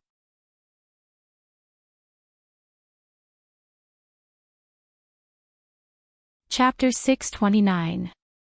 Bows and crossbows are hidden, saddles and horses are hung, hooves are torrential, angrily trampling Jin Chuan. Life is on the blade, soul is on the bottom, arrows are like a storm, wind is like a storm. Ask the enemy if they are afraid, their bodies are in the yellow sand, blood is spilled. Looking at the Jiang Qiangua pagoda from afar, he sneered and flicked his hair. Perhaps it was because of the rain, but Kumyuk had been in a bad mood for the past 2 days. Looking at the sky that was not completely clear after the rain, she always felt a chilly wind blowing, even if it was in the tent. In fact, he knew what he was worried about. He was afraid that he would follow in the footsteps of Tatatu. 20,000 people against 7,000 people, it did not seem to be a lot, but the other side only had a little more than 10,000 people. At that time, the Tang army was still in low morale and did not have much rest. At this time, the Tang army's morale was so high that his own army could not compare with it. Moreover, they hid and rested for such a long time. It was true that the general was the courage of the soldiers. It was true that the same soldiers became different after changing the general. His own army also had 20,000 people, and the logistics department of 6,000 people sent out did not lose too many people. But why did he not dare to completely follow the order to launch a battle line to kill? Was he afraid? Was he afraid of a 9-year-old little girl? Kimukahu was not surprised that the other side killed so many people on his side with such a small number of people. The most powerful generals in history were even more powerful than this. He could not understand how a 9-year-old girl could be like those famous generals.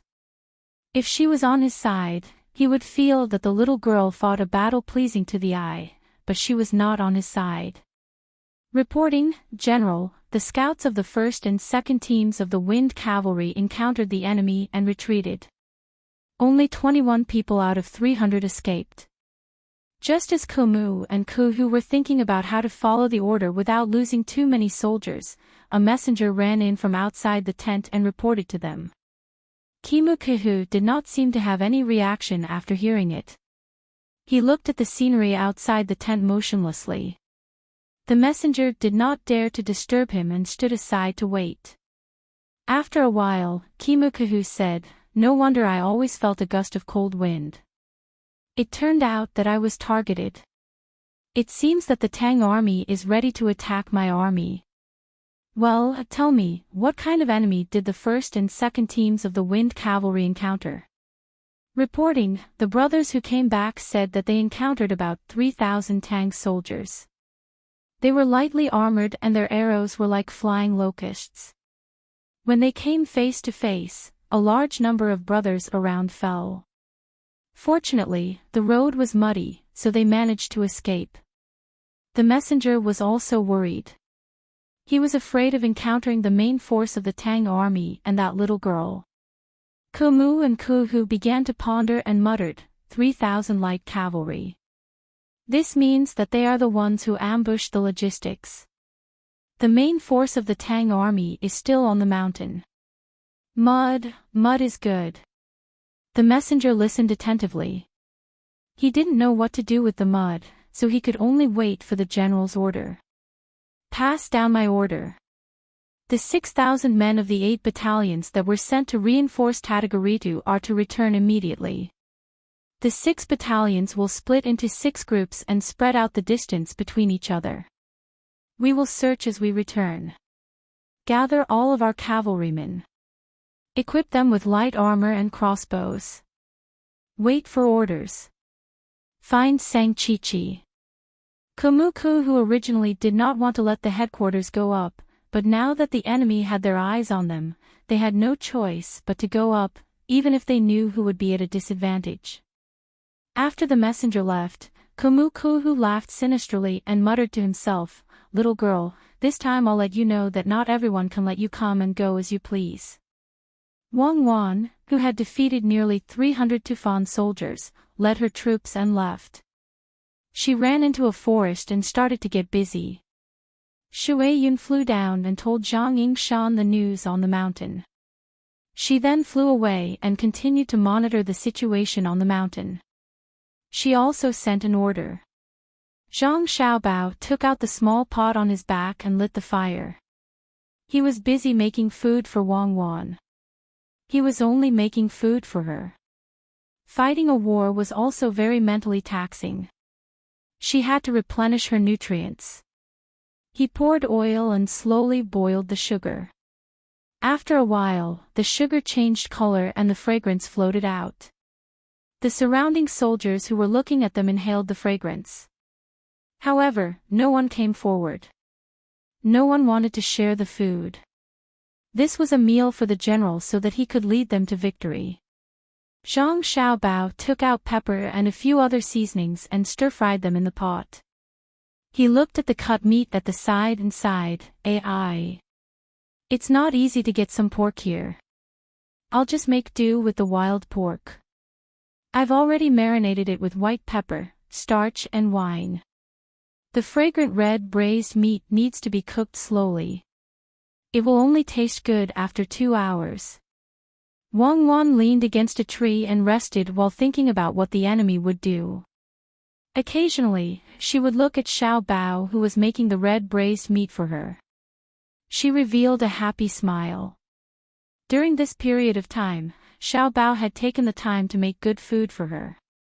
He would do whatever he was told to do.